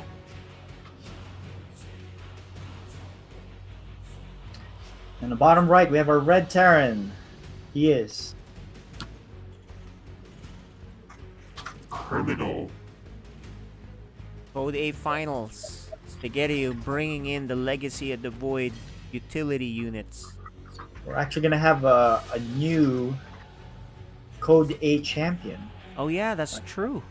The previous 2 seasons was held by Regret, but Regret's no longer in Code A, so this is gonna be a new Code A champion. He got promoted. Spaghetti with the drone scout again. All right. But this And time, he's dropping expanding. down his his supply depot a lot earlier. He doesn't want to deal with it anymore. I mean, as Terran, you don't want to do this early because you need that extra money for other stuff. Typically, you don't put that second supply depot until you started your second command Yeah, center. it slows things down. Also, you don't want to finish, it. You only need to do it like a quarter of the way. So he was making that and mining instead of mining that long, right? But he's like, I don't want to deal with it. Let me just finish it, move on with my life. I mean, look at this. Actually, he has no gas. He's making a marine. So what is this? What is he doing? Well, he's just gonna make another command center here, right? Yeah, this might be, because there's a lot of money he has and he doesn't have gas and he's already fully Yeah, saturated. there it is. But I don't like that position of that command center. I mean, don't. maybe trying to hide it from being spotted. Because you have to fly it down, right? And that's a long way. And the fact that they're slow when they're flying, you lose a lot of mining time. Yeah, the other thing I don't like about this is, look, he's doing 3 racks. Okay. The thing I don't like about this is Spaghetti has shown aggression with roaches. What are you going to do? Fight him with marines? Right? I mean, you needed the tech units like a Banshee to save you the last time. Yeah, but And this time it's a Speedling with no Roach Warren. Oh, well, the timing works out. This maybe works out really well for Criminal here. Unless he does a Baneling type of attack here. There's no Baneling nest. Yeah, he and needs he's- something. I don't think just Lings will cut it against this type of... Yeah, or maybe because Spaghetti has noticed the build and says, you know what, I can get away with just a bunch of Lings. Yeah. He's gonna see. What does he see? He saw four Marines pretty fast. Yeah, but he didn't see the other buildings, so He didn't. But 4 Marines. All right, Banelings. All right, so it is Banelings. It is a Baneling. Okay, this is actually perfect against this build. Because once he goes in here and kills the depots, can't Yeah, make he any can more. flood it in. And then you just keep flooding in Lings. This is actually perfect. But he's making drones. He yeah. needs to transition just all Lings now, actually. But there could be a point here where there are just too many Marines, right? Yeah, this is... Okay, maybe he's just getting the Baneling nest for safety because... Yeah. Because, Because- you're supposed to go... Oh, let's see. He's gonna see this now. Yeah, because Banelings, if you don't have speed, which is not coming for a long time here, and there's too many Marines, they just get killed before they get there. Unless you have like 20 of them, right? Yeah, and this is And where you I was saying, where he needed to make Lings instead of drones to kill him. But he wasn't doing that. He was making drones, so I think he was just being safe with the Baneling nest, I guess. Yeah. And he's getting... look at that. He's getting Lair. So maybe he's gonna get Baneling speed. Which, Right, so... Which, But it doesn't look like Criminal has any intentions of moving out here. Nah. He's like, where's that Overlord? How come I can't see it? Maybe he's saving a scan. He's hoping the Overlord's just a little out of position. Oh, look at these Banelings. Okay, now he's making a lot of Lings and Banes. Okay, so. But he still loves making that lair, which is not needed. Yeah, I mean, you get that specific upgrade if you're trying to There's the scan. Okay, so here's the thing. Spaghetti is supply block though, but if he wasn't supply block and he just makes non-stop Lings and Banes, Yeah, there's nothing you could, right now. You could snowball it, right? Yep. All you need is one good hit, and the rest will just take care of things for you. All right, so Marine has stopped production. Marine production stopped here for. Yeah. Oh, he's getting Baneling speed. There you go. Okay, now this looks better. Oh, lots of lings. Okay. Lots of links, and he's even adding 2 more gases, but he doesn't need And the that. thing is, in this game, for the first time in this series, he hasn't produced any tanks. Yep. It actually works out. Oh, here's a big attack. He needs to back off, and then there's a surprise. There is stim though, so he needs to surround. Kite hits. Oh, good hits. Oh no. This is good enough. This is good enough. He needs to go now. Now he needs to go now. Oh, why did he stop? Well, you know what? I don't mind this as much. I mean, he would be. It's okay because you know what? Baneling speed is coming up, so it'll be even better this next time around. And he's gonna stop that wall from just all links now. Don't waste it on the definitely not. You want to use it on the wall. Or he's gonna split. Alright, I think this is gonna be game here for Spaghetti. Yeah, he's not. Because he has enough even to bust in. He's not gonna close the wall. Yeah, but there's more Banelings than, well, not anymore, than units here for. I think he's done enough damage though, honestly, because you can't mine at the bottom for a while. Yeah, more links are coming in. I think if he just makes more Banelings and busts the front and the top of the ramp, I think this is it. Yeah, there it is. More Banelings. More links are coming in. The end is near. The only way to stop this is you have tanks and the one tank is not there yet. Yeah. And there's Baneling speed. I've never seen this with Baneling speed. Alright, this is it. GG here. Spaghetti turns things around. The wall has opened. There's nothing to stop this.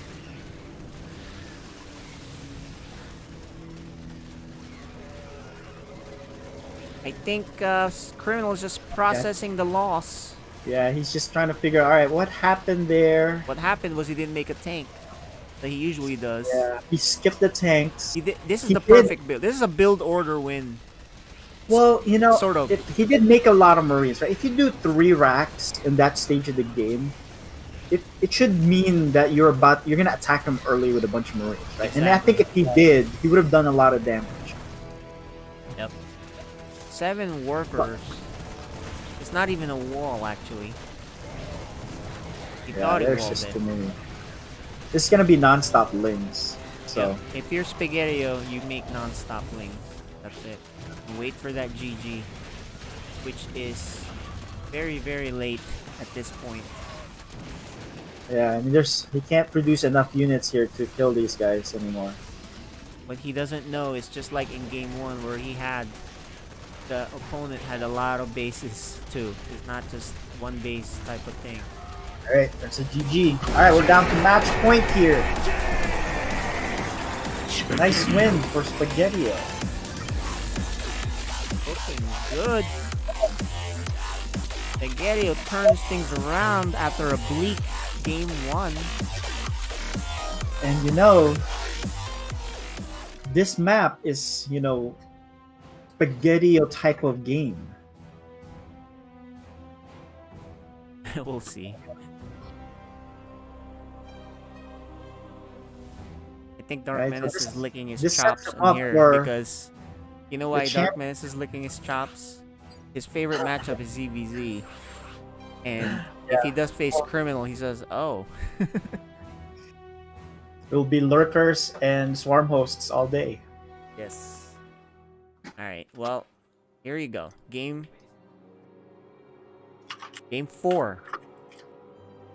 On Submarine 2, it's a very small Yep, map. and so like I said, Spaghetti-O type of map, right? He likes to be aggressive. I think he has something very aggressive planned out here, I'm sure, because as a matter of fact, he's the one who picked this map. This is Spaghetti-O's selection.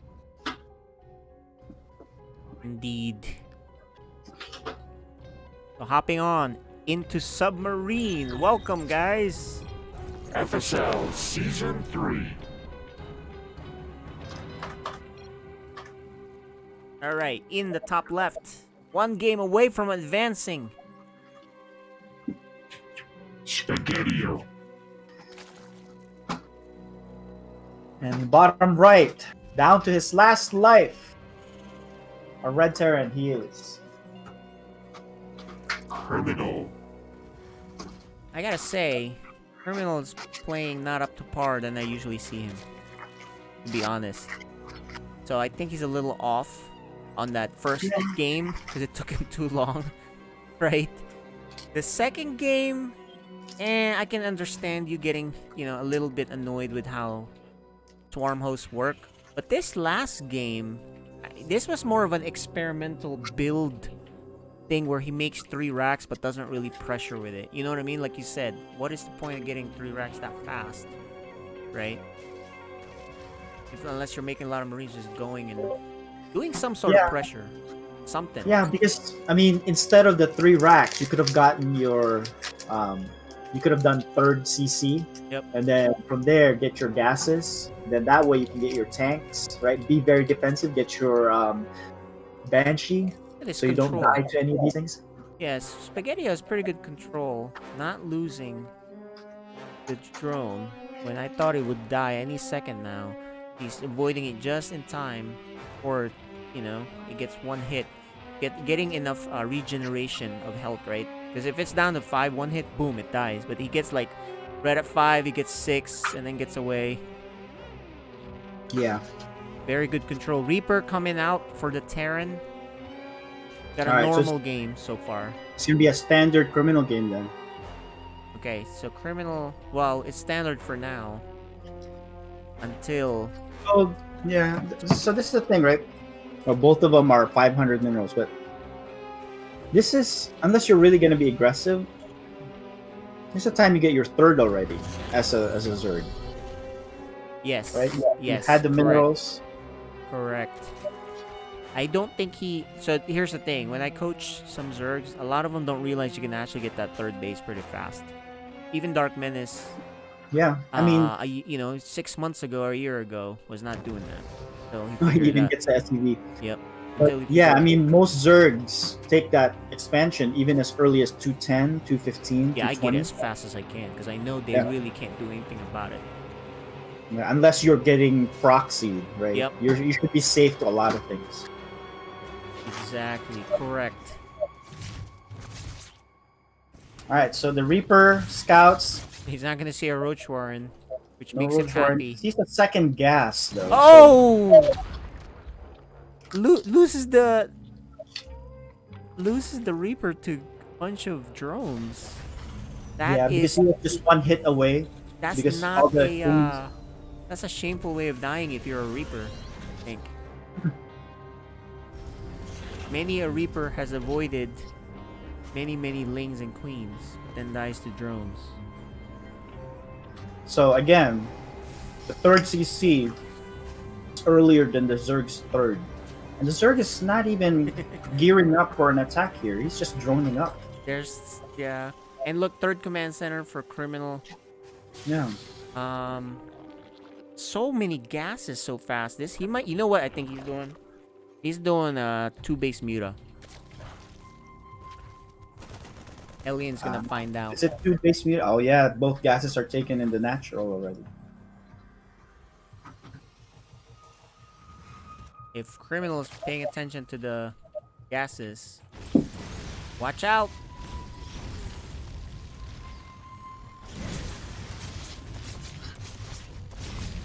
You don't want to lose these Hellions, Definitely right? don't because want this, because this, you might be able to get 2, 3, 4 drones, but you lose map control, right?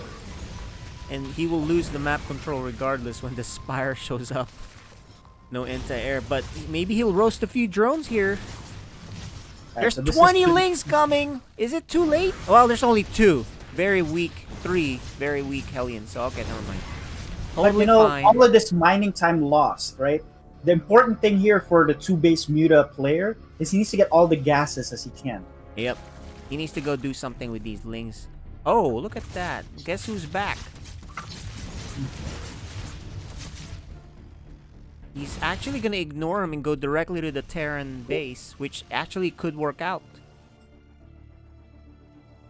This Hellion's gonna find the Spire. But the Lings are here, and there's not enough defense here for the Terran. Okay, tit for tat.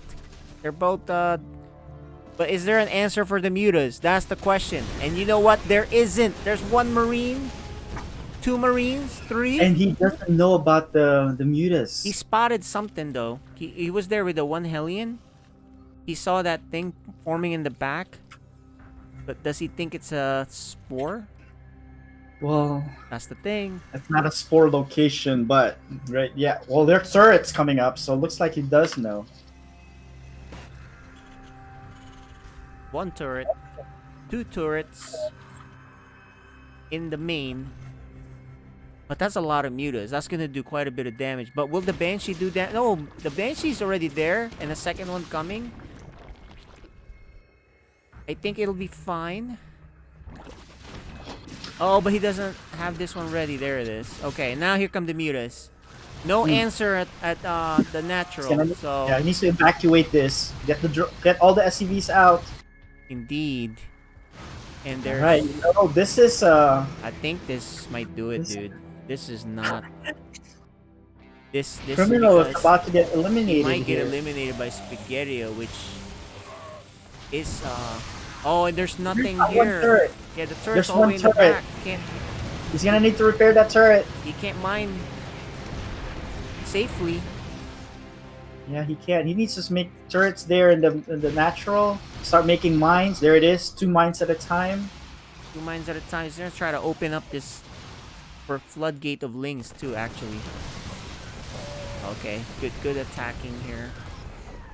You know, because these mutas can heal, guys. So yeah, and they heal pretty fast when it's not. They're not in battle, right? Yep. And you know the mines may not even burrow in time with, and it takes 2-3 mines to kill. Or you know, to kill this flop. And the Lynx are gonna be joining the fray here, and I think this is gonna be it. There's 27 supply for Criminal. He's losing Marines. Lots of and Lynx this coming. Is gonna be it. It should be it. Oh, and look, the baits it out with the Overseer.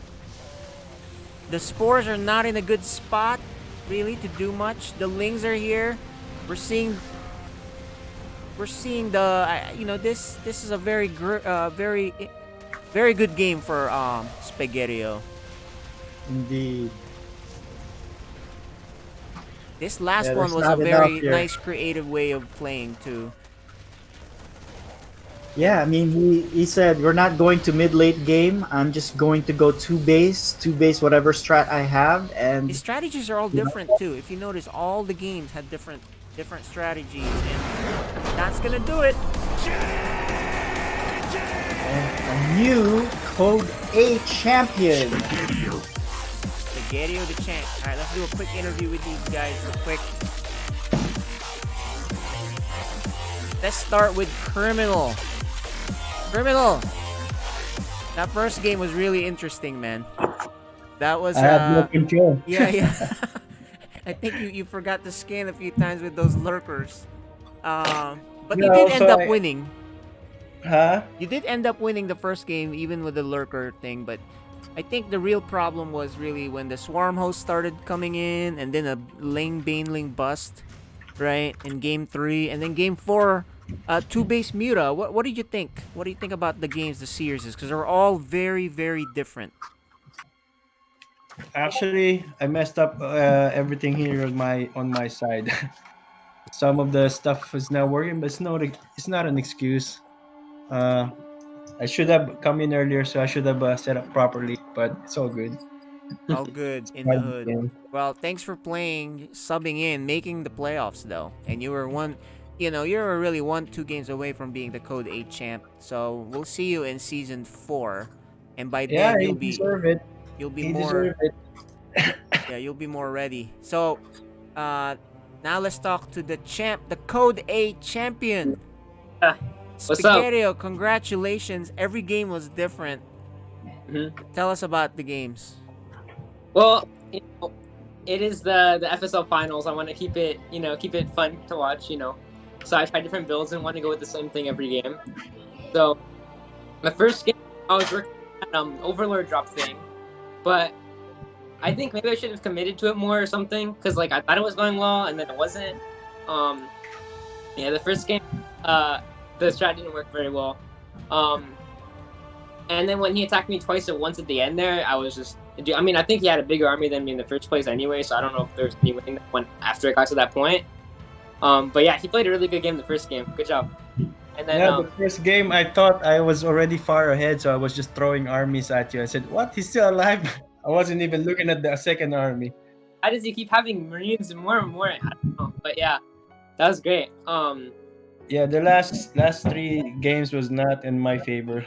Something's irritating me here, but yeah, I think it would have changed the outcome, even if everything was in my like how I'm playing here. It's a keyboard thing, but I wasn't prepared for the strategy. It's more of the strategy. I don't know what to expect and how to counter stuff. There you go, Spaghetti. You heard it here first. Those strategies were really well done, and you deserve to win Code A champion. So congratulations, man. Your enjoyment may be a little short-lived because now you have to go into the next round. You do advance to the Code S playoffs, and in about a few minutes here, you'll be facing Dark Menace, who's waiting in the wings for you. So we'll give you 2-3 minutes break, and we'll be back. All right, I'll be right back. Yep. All right, And guys. actually do your vetoes when you get a chance. That's right. They'll do the vetoes real quick. And then we'll be right back for the next match. It's Spaghettio versus Dark Menace, a ZVZ. All right. GG, guys. See ya. Bye-bye. GG, dude. We'll be back in about 3-4 minutes, guys.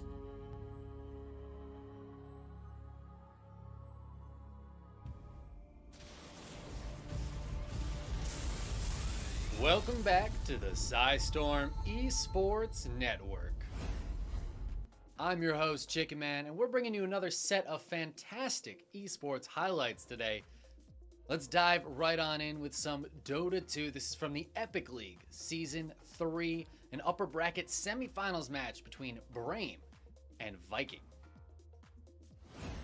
It's taken down for the first time. He does have a buyback available, though.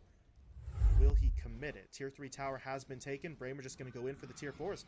They're looking to force it. There is going to be the buyback from Boom. Anyone else? Not even in the base. He is going for a bit of a split push, but this is not a race that he's going to be able to win. He needs to get himself back here. Tier 4s are dropping. Boom feels the need to go in, but he's going to immediately get hit up by the Yule Scepter. The Stomp, though, will not connect onto him, and Viking are trying to make this happen. Pushing in onto the Bristleback. Can they bring him down? The Cheese, though, will be eaten. Not going to be able to finish off Focus just yet, but they are still keeping him locked down. They burn through the Aegis on Wish as well, so Brame, well, they've lost a lot of these resources, but their heroes aren't actually dead yet, and Shad will be taken down. The Weaver does not have his buyback available. Why the hell did he go in with no buyback?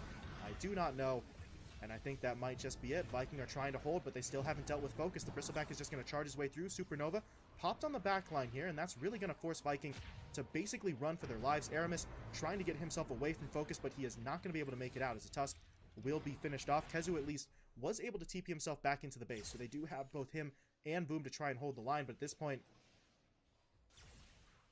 it's not really looking good. Brame are just going to push for the Ancient. Kezu is going to try to make a play onto the back line. They jump in onto Wish. Will they take him down? No, they don't have it. They don't have it at all. No kill on Wish. Kezu and Boom will fall, and that is going to be the GG called as we see Viking. Oh, we see Viking basically blow that lead. We knew it was going to happen, but honestly, until I actually saw the play with my own eyes. Great work there by Brame to take that game. It was a hard-fought win, but they stuck it out. They let Viking make a few mistakes that cost him the game, but it would be the only one that Brame would win. Viking would take the series and go on to the upper bracket finals. And up next, we've got some Valorant from the VCT Masters Stage 1 in Europe. This is a semifinals match between Fun plus Phoenix and Ascend. What can he get out of this? I mean, they've seen CNED, but just noting where CNET is doesn't mean you're going to get much else. Now, the gun is on the other side of the cross, so that's a bit of an issue, but Zipan just beheads CNET. Okay, maybe now game on. Let's see how much more they can do. There's rifles to be recovered here. Oh, Diva's sick! He does even more now. Cordamenta called upon in the final moments. The 1v1, he takes the fight. The boldness on him. Fun plus Phoenix looking for the finish there after starting down, and man, they almost got it. But the clutch double kill right at the end of that from Cordamenta seals the deal for Ascend, who would go on to win that series 2-1 and get into the grand finals. Coming up next, we've got some Starcraft 2. This is from the GSL Code A qualifying match between the reigning champion, TY, and a relatively new player. Not a lot of people know him. He's known as Prince. Like, it is going to finish, right? Yeah, it is. I guess he gets the warp in. Yeah, I guess that's one of the funny things about this specifically is that you can't really, I mean, the Nexus is just so beefy that, you know, spotting it is not like half the battle in this case. So we've got the warp in, we've got a Widow Mine here, but of course you can just shade by this. Yeah. I think these buildings were, the idea behind it was to try to plug this up so that you couldn't really come through, but already we have a lot of damage coming down, staying out of range of the Widow Mine, one-shotting these Marines, only leaving the SCVs here. Oh my god. I'm not sure how good or bad this is. Well, the Adept shade away. Keep in mind he can, with a pylon there, I was going to say with the probe out, you can warp in another round. Yeah, you can warp in now. Strat. I love it. He's making more probes as well. If the probe pops out and takes the mine hit, oh, that's too bad. Yeah, almost. But I guess that bunker probably would have gotten it anyways. So now he has the Stalkers, which can be microed more heavily, but obviously take a bunch of damage there. This is one of the most insane things that I have seen. This is like SOS's son. This is why we watch StarCraft 2, man. It's like for moments like this. Yeah, this is SOS's son. This is a... I can't even believe this. All right, so the Cyclone's out, and that's going to be it, eventually... I love it, though. Yeah, no, I think it was fun. A really unique strategy there by Prince. Very fun to watch. Something rarely seen in StarCraft there, honestly, and I feel like we should see more of it. Unfortunately, not quite enough there to take down TY. The man's a titan, what can I say? TY would win the match 3-1 and qualify for Code S.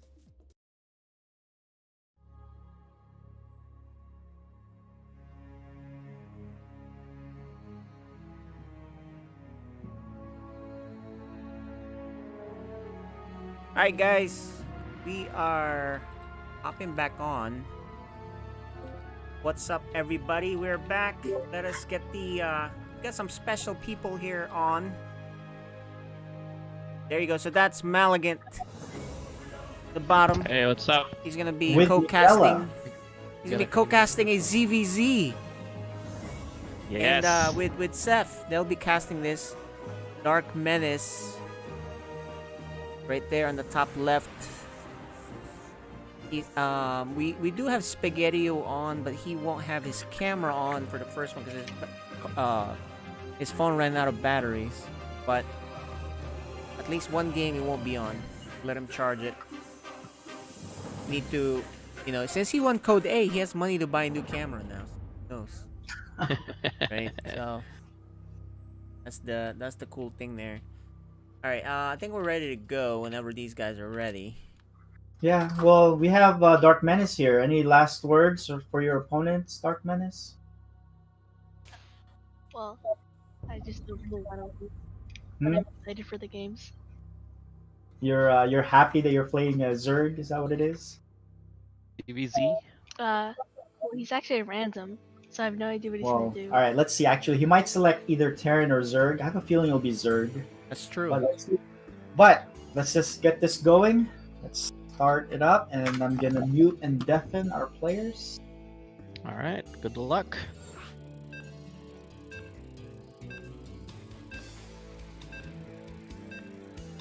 All right. Our cameras are off for the casters. So, Sir Maligan, we can turn it off now. Okay. Let's get this going. So, for those you guys watching at home, you are watching FSL Season 3.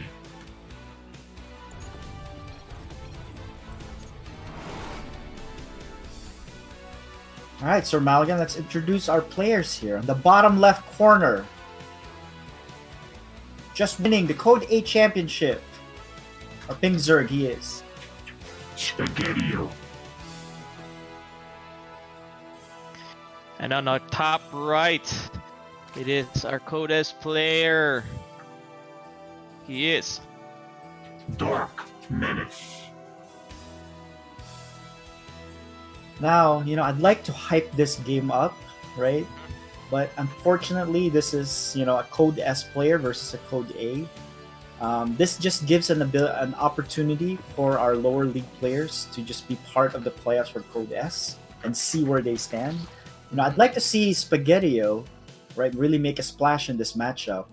But I would really favor Dark Menace here, especially a ZVZ, right? Oh, okay. Yeah, I mean, well, based on how Spaghetti-O's been playing, man, he's been really improved. So. Oh yes, definitely. I think he's even reached Diamond or low Diamond. He is? Okay. I believe so. This but we'll see. Let's see how he fares against our Code S players here. Yeah.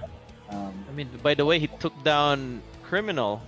Man, I'm putting this match like almost even, really. I mean. Oh, this one. Well, unfortunately, this is the best matchup for Dark Menace. ZVZ is his forte, and and on the other side, Criminal didn't. He's been on hiatus for a while in Starcraft, so that's why he wasn't sure how to handle some of those strategies. So Spaghetti did a really great job formulating a game plan that would work well, but in this one, I'm not sure how he can navigate this matchup to get the wins that he needs to move on. Yeah. Yep. Have a point there, definitely. All right, so let's see what do we have here. So it's just a hatch for both. Speedling opening, a speed upgrade for Dark Menace. Dark Menace. Yeah, and actually he went pool first. I think that that's just a safety opening, right? When they say if you think you're better than your opponent, you just play it safe in the beginning. Let's see. I don't know if he's gonna be able to get that Overlord. But he should have walked it further first, I guess. Well, he could have. Yeah, one more. No. Nope, he escapes. Yeah, one more shot. One hit point. One hit point. What the heck? That's pretty funny. All right, well, maybe this is a good sign for things to come for Spaghetti-O here, right? Yeah. Luck could play a factor in this. So, all right, Banelings for Dark Menace and no Banelings, and that. So here's the thing with ZVZ, you have to be able to mitigate a link flood from your opponent, right? And at the same time, if they're making Banelings, and if you don't, you just get overrun. So the way to do that is to make your own Banelings, or you wall in and make your own roaches, right? But Spaghetti-O's doing, neither, and he's going for lair. Yeah, look at that. He's doesn't even have his Bane nest yet. Oh boy. This is gonna be dangerous here. Yep. Right. So. Yeah. Oh my gosh! How many links does Spaghetti? Well, he only has 2. Yeah, he doesn't have that many, and there's more links that are gonna join in here, and there are 2 queens, which is a good thing, right? Yeah. All right. We got. Yeah, and then Dark Menace already is. Yeah, he's got his third. Third is up early, right? This is a good, nice, solid build here for Dark Menace. Put pressure and get your third, but I think he's gonna see if he can do some damage here because he committed with some Banelings. Look at that! There's still 2 links for Spaghetti-O. Yeah, because once you surround these queens here. Oh, okay, there we go. Yeah, but the links for Spaghetti-O cannot help. Right? Yeah. Right, oh my goodness! Hit. All right, let's look at our battle report here. I think he will be able to sweep. because of the 2 queens there. So Shift B, he lost 14 lings. Oh no, Don Martins lost 14 lings. But you know, that didn't trade favorably there for Dark. I know, right? What the heck? We thought there would be more. Yeah, so there's a third base, but there's a wait, it's a Nidus with an Infestor. So I'm not sure what that is. Could be a Swarm Host. Yep. Yeah, I mean, I think he might have mispressed the Swarm Host instead of getting Swarm Host, getting an Infestor, because the reason you're getting there it is. There's the Swarm Host, but there's a Nidus play. What's he gonna do with Infestors? Interesting.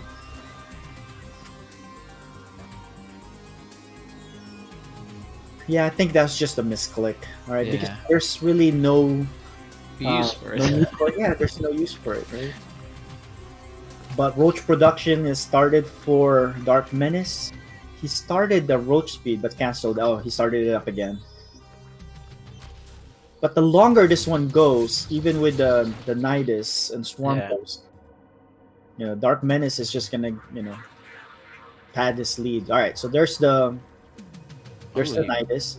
Pops Let's it see up what Dark there. Menace does here. He's not jumping on it from the other side, and Yeah, he's just gonna wait there, I think. that's too far, right? So he's just going to have to take his losses here and just kill that. Make it land early and then run away. Oh, what are these 3 doing? Oh, you're gonna get caught. All right, so he's gonna have to use up these Banelings. There you go. All right, so he's gonna He loses a queen and a couple roaches. Not bad. Yeah, not bad, but still, the third base is there.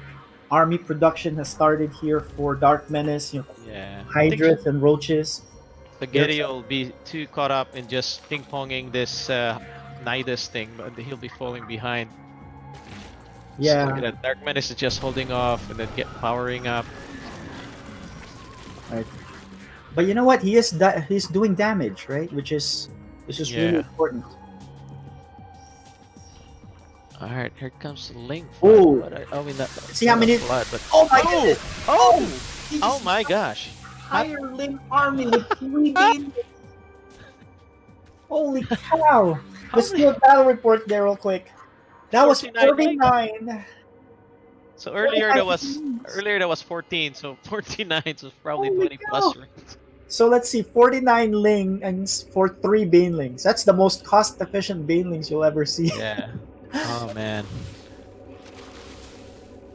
I guess he just A-moved his links, I guess. And then, so the advantage that Spaghettio had with these Swarm Hosts is pretty much done because he just caught him out of position. Yeah. Out of the... Yeah, they're gonna be forfeit. All of them. Yeah. Oh. That's why you keep them in Niduses, right? You keep What them happened safe. there? He misclicked? Well, I think... Well, yeah, he probably misclicked there. Yeah, but why would he go there in the middle? yeah, I don't think there's enough here to be able to ward this off anymore. I think we're gonna be close to the end here. There's a Nidus there, but there's nothing that's gonna be popping out there that could help him. Yeah, just to scare him off. Dark Menace, so that Dark Menace goes back, I guess. So there's really nothing in there. Yeah, but look, there's a stream of units just going across Yeah. the map now. Now there's that one fungal from that one infestor, but there's, since they've used up their locust swarm. Yeah. Yeah, there's. I think this is it, man. Yeah, there's just too much DPS here. Now he went across the map with some lings, but he'll destroy your base faster than those will destroy yours. Yeah. I mean, Dark Menace has 3 bases, so even if he loses this main, yeah, he's fine. Yeah. And I think this will be it GG. for our game There we 1. go. Now it's a good fight. He had some moments there where he could have taken advantage of the situation, but the fact of the matter is that Dark Menace was on 3 bases and had better economy, better units, long-standing units, right? Mm-hmm.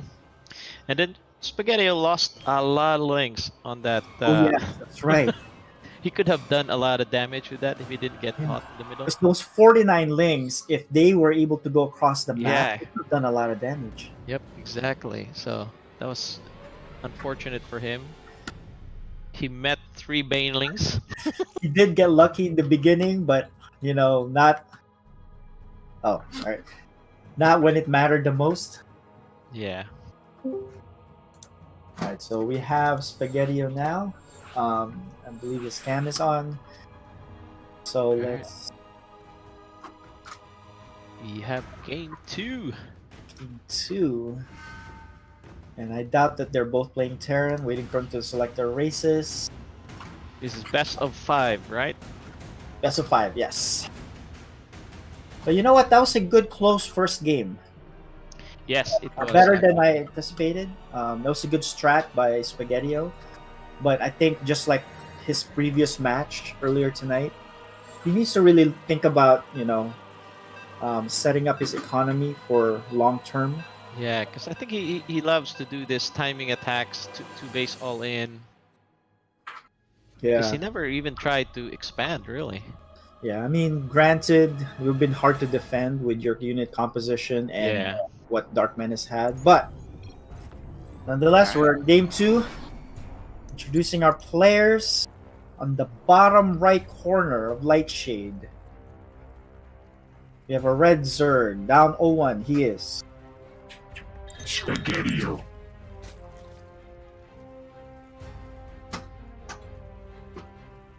Alright, on the top left, showing us his mastery of the Zerg race. He takes game 1, it is Dark Menace. Alright, let's see if Spaghettio decides to do something fancy here.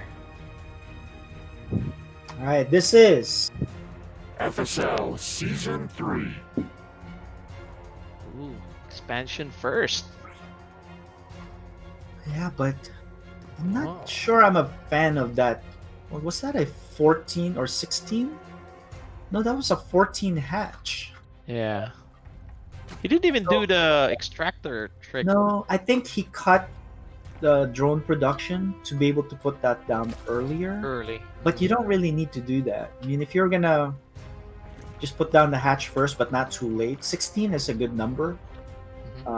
Because I think that's what Dark Menace did. He went 16 and then he put down his hatchery. Because you need those drones early to really start, to get your mining going. And so because of that, right, Dark Menace is 1 drone ahead. And the hatchery timing is not that different. Yeah. Yep, you're right. And he even went spawning pool first. Or no, he didn't. Yeah, he did. Yeah. He did, yeah. But he got his pool faster. Yeah. So just the 16 hatch I think is a more all-around build. Some players even try to wait until 17 and then delay their spawning pool to 17. But we have a Roach Warren here for Spaghettio, and I think he's gonna get aggressive here.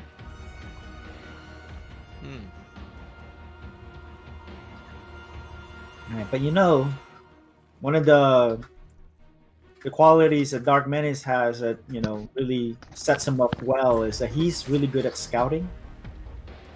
So he's gonna be sending the 2 initial Zerglings. Right, and I think he's gonna be able to spot this Roach Warren. Yeah. Is there a queen at the bottom? Not yet. Yeah, there is. I mean, even if there is, it can't kill it fast enough for you to get that scout off. Yep, he's gonna see it. Yeah, he's gonna see it. And sometimes, if I'm doing something like this, I bring down both queens to block that ramp that they can't go up. But even then, it makes your opponent suspicious. I'm like, you're hiding something. No, that's true. Oh, all right, roaches are out. Roaches are. Look at that, Dark Menace is closing up his choke, making it tight. Fine. And then he's putting down his Roach Warren as well. And so at this stage, the roaches don't have speed, so it'll take a little bit, but although it's coming in close, what does Dark Man? He has 3 queens. I think that's enough and a for couple now. of spine. Yep. First spine might finish here when the battle is going on. And so this will deter Spaghetti. Yeah. The thing is, It's if like, you oh. made this, might as well poke and see what you can get done, right? Yeah.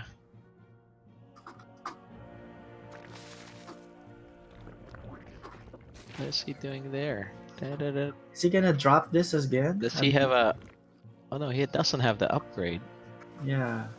Well, Dark Menace, watching the first matchup, it's like, all right, I saw you did this. Although it's against Terran, but I saw you did this. So he's actually posturing his own roaches to make sure he can react. Yep. That's a good reaction there by Dark Menace. Yeah, and that's why that first, first pair of links that you make, it's very important to send to scout. But you know what? This is good for Spaghettio. He droned behind it. So, yeah. Look at that. He's 37 drones against 24 drones for Dark Menace. Yeah, he went all roaches on that. I think this might backfire for Spaghettio. Well, he needs to, as soon as you saw that, you need to start making your own roaches. Right? I know, right? He needs to... And then he's actually going to make his spines, but are they going to finish in time? I mean, the roach is already past halfway. Yeah. Now he's making his own man, he's not roaches. going to make it. Those spine crawlers are going to die. Well, they are. I think the roaches from above will help, and then the secondary set of roaches will help as well. Yeah. But you know what? Dark Menace jumped on those roaches, so... They got caught. Oh boy. Caught.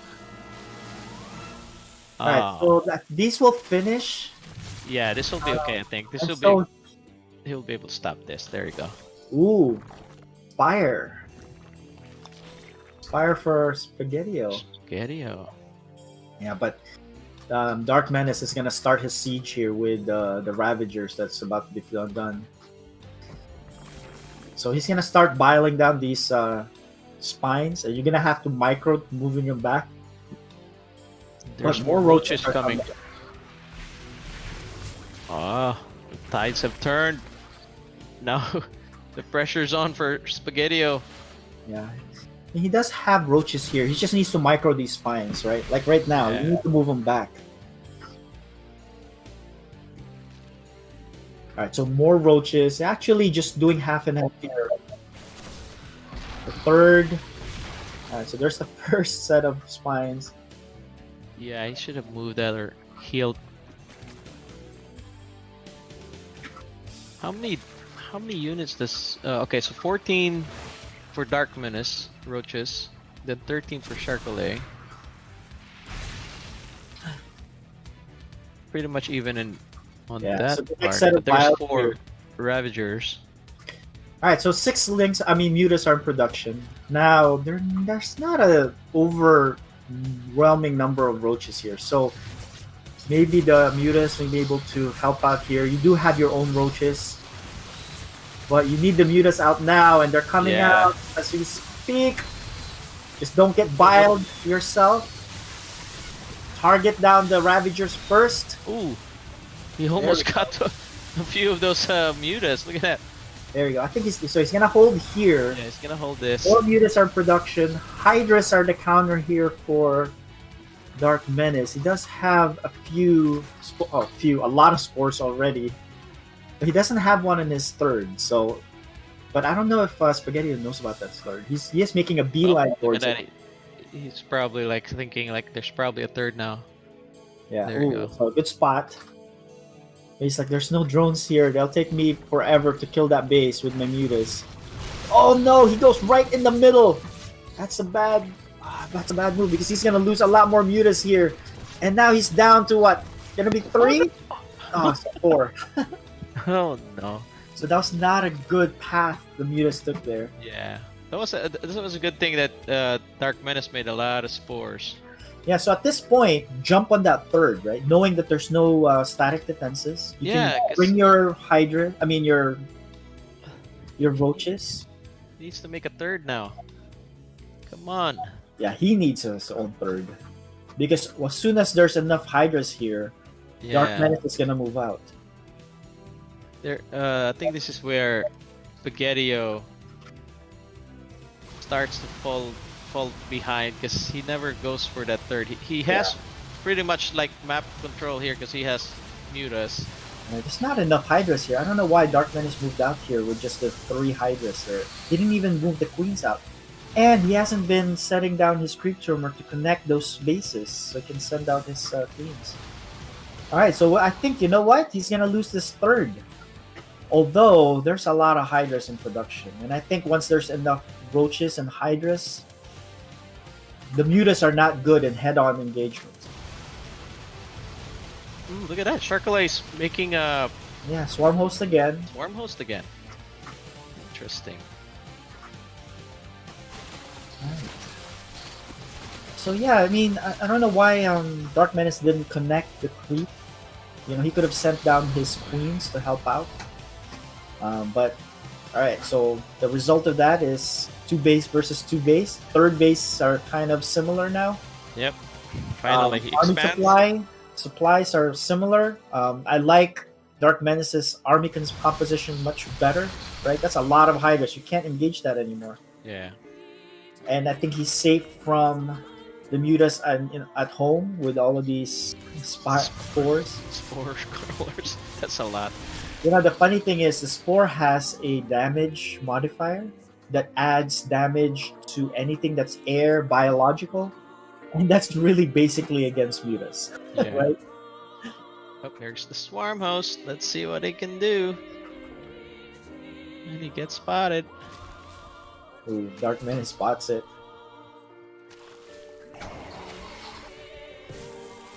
Oh! Why there? Yeah, alright. Yeah, you don't want to fight that. But you don't want to lose a third either, so he's gonna lose 1 Hydra. Oh, I think he's gonna lose this Transfuse! one. Oh! Nice snipe there. Nice for snipe Spaghetti. I there. think Oh, that he was- better... Oh. You're gonna need to run though. One fungal there to buy you some time. He loves... Spaghettio loves his Swarm Host, huh? Yeah, that's his spirit animal, I guess. Yes. Like every game, he has a Swarm Host. Although I don't know why those swarm hosts are flying over to the right, and now they're gonna expire. But in this stage, you want to stagger your swarm hosts so that you're always flying them out. He's gonna sacrifice 1 though. Oh, and 3 more are gonna fall down. No!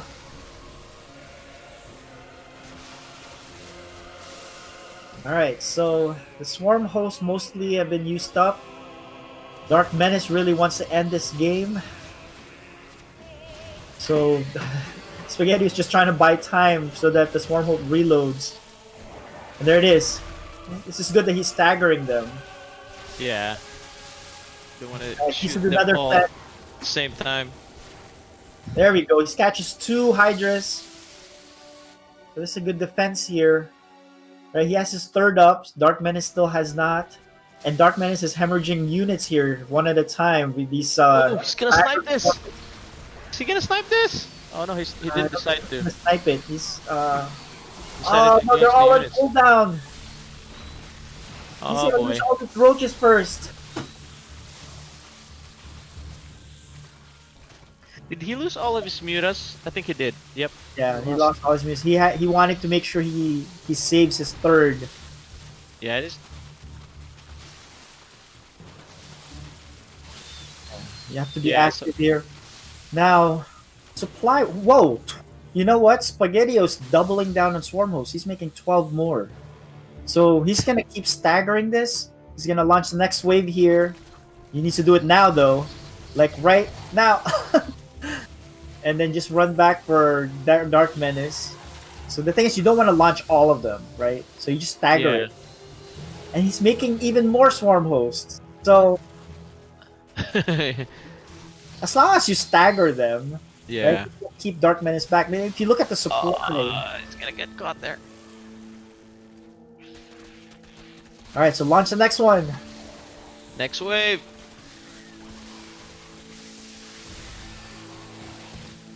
Shouldn't he be making some of his own links too? Yeah, I think he wants to transition to. He's trying to get ultras, right? Yeah, because he has a lot of minerals. Yeah, he does have. I'd take the bottom bases, both of them, right now, right, with that 1400. But he's gonna be in the offensive here. So this is not free for Dark Menace. He is losing units Yeah, left he's and losing right. units. And at the other side, Spaghetti-O, these are free units, right? Yep. No. So, you don't lose gas or minerals from it, so. yeah, and so that's why he's ahead in supply. And so Dark Menace is gonna get his own Spire. And Yeah, look at that. That's Ultra crazy. production has started. 29 swarm host, man. Oh, he jumped on this natural base here. I think he's gonna kill a lot of drones. 10 drones have already fallen. Yeah, I think his third But- base is in trouble too. Yeah, but look at Dark Menace's supply though. I think he's just waiting. He's gonna do a 16 muta transition here. Look, 15 mutas. And there's nothing that really shoot. Well, you know what? This might end actually because there's just too much damage here. Yeah. Ultralists are out, are they? This Yeah, is they're good that out. Dark Menace split his units too. Yeah, they're gonna save the third, but he lost 31 drones and then 20 mutas are coming, and there's nothing that really shoots up here. Yeah. Swarm hosts are great and they're free, but they can't shoot air units, unfortunately. Yeah, Spaghetti only has 10 workers. Yeah, I mean 33 workers lost there. I think this is. There you go. I think it's gonna be GG here. There it is. Ready to go. As soon as he Yeah, spotted he saw- the mutas, that's GG. They saw the mutas, it's like no, no point. He only has ultras. So Dark Menace danced around with his army just to buy time to bank up enough minerals to do 16 muta switch, right? That was a good strat. I've Yeah, never I mean- really seen anybody go ham on just Swarm Host. Yeah, swarm hosts are pretty much like if you go all carriers and then no support, your carriers are just gonna fall, right? Yeah, but carriers can hit both air and ground, right? Yeah.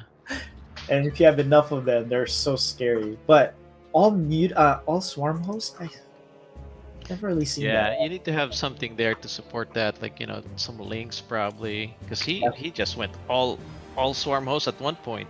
Yeah, definitely. He didn't produce anything. Yeah, but this might, the specific league that you're in, that might work, and the other opponents are not sure how to handle it. But it looks like, Dark Menace, a seasoned veteran there, knows how to handle this type of situation. But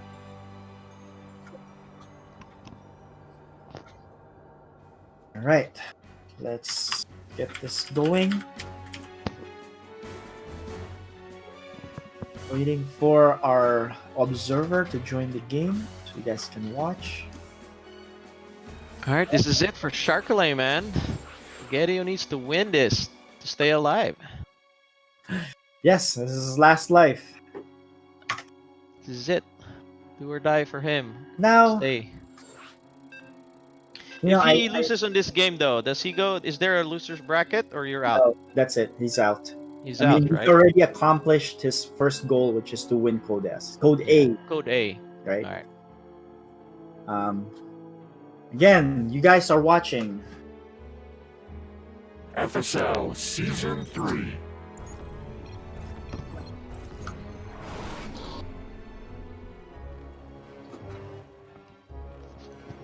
Alright. Let's introduce All right. the players. on the top left, down to his last life. You have our Pink Zerg. He is. Spaghetti-O.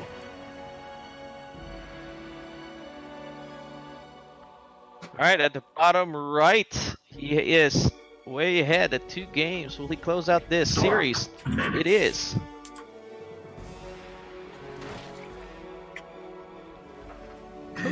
Right. 11 pool.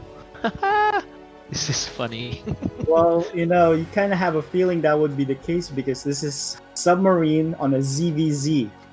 Yeah, this is the smallest map, right? Yeah, this is the smallest map and the closest rush distance among Yeah, the because it's just straight, pretty much almost like a straight line to the opponent. Yeah. So although the new map set right now, Beckett is actually closer.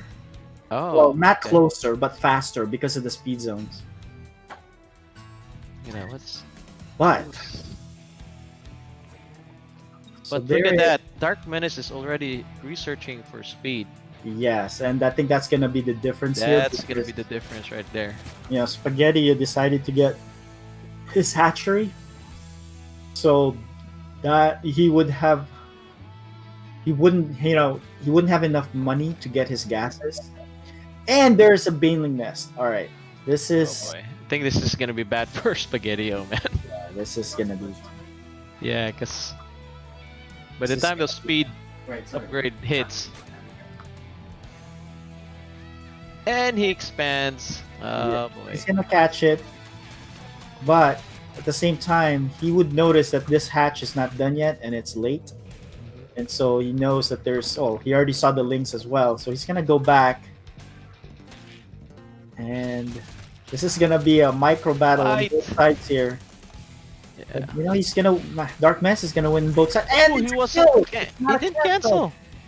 And two Banelings are actually morphing here, For the drones. and I think this is gonna end quickly. Yeah, this is gonna be a quick game. All right, so Spaghetti-O's actually harassing here. Oh, he has to go home because he's actually in trouble. Oh, Yeah, three, he's four actually going drones all are the way dead. back. So Dark Menace is not going to press the issue on the other side. Actually, goes back again. Yeah, because his spine So- is taking care of it now. So I have a feeling he F2'd there. Well, you know what? He probably noticed that there are 3 spines, and he's like, all right, I can't do anything. So might as well go Spine back. coming. Now, that's a lot of spines. Man. That is a lot of spines. He is as safe as you can get. So, after the dust has settled, let's see here. We have Oh, nice 2. But you know, that's not enough because Yeah. Spaghetti-O's ahead in workers here. By 2 workers. You know, the difference between the two is that he has Dark Menace has speed, but he can't really make use of it that much. He's gonna try to take his He's gonna expansion, expand? but Roach Warren's on the way. Yeah, I wouldn't expand. I would probably make more drones. Well, but the thing is, as Zerg, you really need that second base, right? So sometimes you might need to cut the drones to get that second base as soon as possible. Mm-hmm. But it's just that you're hoping that the opponent just didn't make a lot of units right Yeah, before. because let's say Sharkolay decides to push early with his roaches. But yeah, but he hasn't made any roaches yet. Yeah, he hasn't made any roaches. It's funny because he made that roach warren, but he's not making any roaches. He's just droning up. But you know, so after all of that, we're kind of having a standard game here. we thought it was in a quick game. What the heck? All right, well, 1 roach is in production. Maybe. Oh man, why 1 roach? Just defensive, maybe. Yeah. Alright, Okay. so yeah, it's gonna normalize here for both. They're both gonna get their expansions. Yeah, I think Dark pretty Menace much- got caught off guard here with a counter Ling attack. Yeah, they're pretty much even in workers now, so we're back to normal. Yeah, so 3 roaches are in production. I think he's gonna try to pressure this. But he's gonna need more than 3, so 2 more. And if you get a good swell of roaches, and you know it's a very close rush distance, so you can get there quickly. All right, so he's just making roaches here, and this could be. Look at that. The Overlord sees everything coming out from that base. Oh, that's a wasted Baneling hit, but you know what? He takes it. You need to kill that 1 roach there. There are 2 queens there though. Why is Dark Menace not making roaches? What is he He doing? doesn't have a roach warren. He was really behind. Oh yeah, he doesn't. So, all right. What's he doing behind this when he see all of those roaches coming out? So he's not making any spine. So what He is he does have making? the money now though. Yeah, what is he doing? Supply Oh, block. he's supply blocked. Alright, now he is again. He's making his own roaches. Because he sees all these roaches coming out, so... Alright, so let's see. Yeah, so this is the micro battle here. Oh! Perfect timing. No, because he still knows it was there because Yeah. of his vision.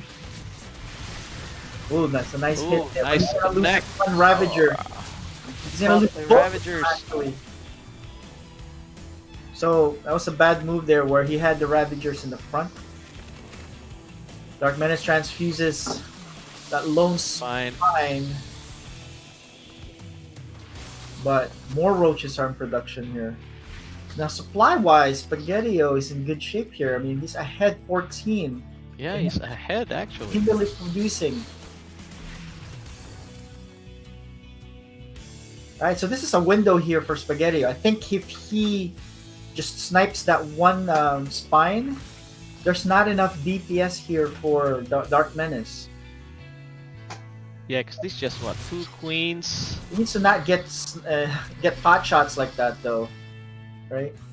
Yeah, more roaches coming in. If you're gonna go in, get your shot in, kill that spine, and move back, right? Yeah. Alright, so his window's closing here because 8 roaches are in production for Dark Menace. I think this will be a defendable now, but Dark Menace because he has a lot of roaches already. Alright, so yeah, the thing is you don't want to shoot things that are moving like that. You want to shoot the low spine. Yeah, hit that spine. Just snipe it. And he needs to move his overlord so he can see. Jump in, he's gonna... Oh, so close!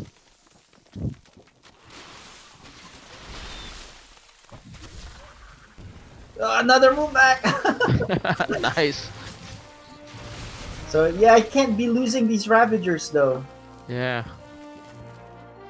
Alright, so more roaches. The Sharkole has an overlord. Okay, there you go. He finally moves it so he can see. So here's the problem for Dark Menace is that he's behind significantly in workers, and he can't make workers because he needs to make roaches for the defense. Because of the so as long as Spaghettio keeps the pressure up, he'll be in good shape. But unfortunately, he's going to turn around. He's going to relinquish this forward position. Alright. He decides to, you know what? No point in losing units, so he's just bugging off. What's he doing behind this now? Yeah, he's getting a lair. Right, I'd drone up right now. Right, get your third. You have map control. Drone up, and then from there, right, get ready to attack. Yeah, he's gonna go. He's gonna go swarm host again. Watch this. You're right. You're right. I'd move those spines down too, right? Because by the way, if you look at his overlords is moving below. Oh wait, no, he stopped. Okay, I thought he was moving down, positioning it, I guess, for his swarm that's host. A lot of minerals. What is he making? So now he just makes the drones. So those are the questionable parts, right? If you are gonna make the drones, might as well make them early so you harvest for you. But if you're saving minerals to be able to get a big swell of units, but he's actually gonna go fire. Yep, he's gonna go air. Alright, good dodge on the biles there. So, despite all of that, we've got Dark Menace ahead now in supply. Sacrificial Overlord. He's taking his third ahead. And so, the forte of Spaghettio, right, is his early attack, early aggression. But, you don't want to get to the mid to late game here with Dark Menace. Yep. Because forte for Dark Menace is his macro ability. And so now you're getting into this position where you're both having to macro, and he's going to surpass you in this part of the game. And that's what's going on right now. Bye, Overlord. Yeah, he's picking off Overlords left and right. Alright, he's gonna make what? 6 mutas. Alright, this is good. This can take care of the map, right? Push the Overlords out. Dark Menace does not have a Hydra Den yet, so he can't make. Doesn't even have Lair yet. So All right, here we go. here we go. He's gonna lose another Overlord. All right, no, you better hide back into the spine now. You can attack. You can jump on that with your might. Nice. Pick off the Ravagers first. You gotta target the Ravagers because the roaches are beefy here. Right? You're not gonna be able to damage them as well. As might as well kill the high-priced Ravagers. Wow, 10 more mutas coming out. That's crazy. So how many mutas now? There's 10 mutas. 16. Oh wait, no, 10 mutas. Actually going straight, which is good. Yeah. You need to kill those queens and damn. Oh, they actually changed. Oh, he didn't finish killing that spore. Yeah, because he wants to get the queen first, and then he's gonna go for the drones. So this is gonna he be forgot to drone kill it. damage. In the meantime, Dark Menace is going across the map here. Oh, he's gonna catch Dark Menace's main base with no spore. Well, yeah, actually, he has a lot now, but he needs to. He might need to go back because he's gonna need those mutas to help out here. Oh no! It's an oh. You know, he did I think he did an F2 to get those mutas out, but then it moved all of the other units as well. And, oh, that was very expensive. Yeah. He's gonna need to run back. Unfortunately, Zerg does not have recall, so he's gonna have to fly those mutas back. This is gonna do a lot of damage. You might be able to snipe the layer here, or actually he's gonna go for the Spire.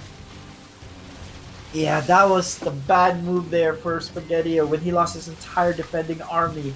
Yeah. I think it was an F2 there. Yeah, because they weren't shooting. They were just. Yeah, they were moving, and they were going to the destination where the escaping mutas were. But Dark Menace is way behind on workers. 12. You're right. drones. He's actually this is a game. I think Spaghetti-O's got this one. Yeah, he definitely has the advantage now. He's gonna snipe this. There's no defense there. Yeah, he's gonna snipe this. And he could probably take out the second base too, actually. Because there's just what, 2 spores? Yeah, I defending think it? it's game because Dark Menace does not have enough drones here. Oh, you don't want to lose these mutas though. All right, so he's gonna snipe that one spore. Being murdered. Alright, this is good. You just go ping pong the Zerg at this point. Yeah, you just keep going up and down, right? And then for those that are left behind, you can snipe them one at a time. And I think this is gonna be it. Yeah, this is gonna be a because GG in a short while now. Let's see what's behind this. Dark Menace does not have enough drones. There it is. GG. Well played. Well played by Spaghetti-O. Getting the actually one more win than I thought that he would be able to get, but it's an impressive win there by Spaghetti-O. Yeah, that was a good transition to air, man. Definitely. Despite that move command, he still won that game, which is really good. Yeah, Dark Menace just lost too much drones, actually. He just couldn't make anything more because he didn't have minerals. Yes, definitely. So he was only making, what, 2 Hydras at a time? Alright, so a quick break here for Dark Menace. He's gonna run back. Maybe run to the bathroom, maybe. Alright. Yeah, at least this series is still alive. 2-1. So the winner on this match will play against Very Cool. Now, I am not sure. I'm gonna have to ask our production here whether we're gonna be able to play that tonight or we might need to reschedule it. Yeah, so I think this might be our last game of the night. Let's get our players in.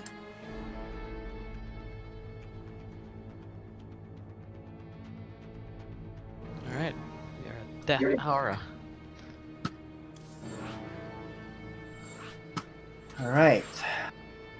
The players ready? Players are ready. Let's go. Game 4. Go. I'd like to see a game 5. I know, right?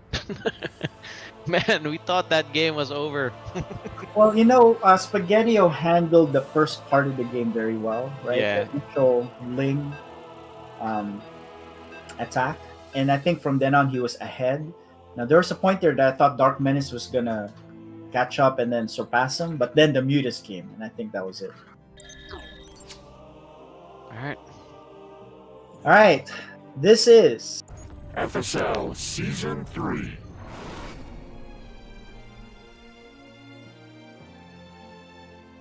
Hey, introducing our players here on the bottom right corner of Death Aura.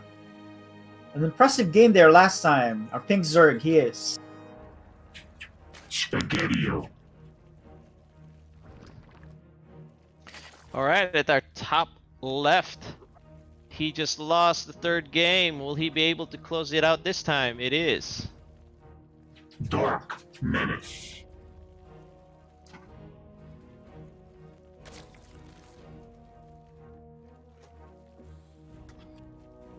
Alright.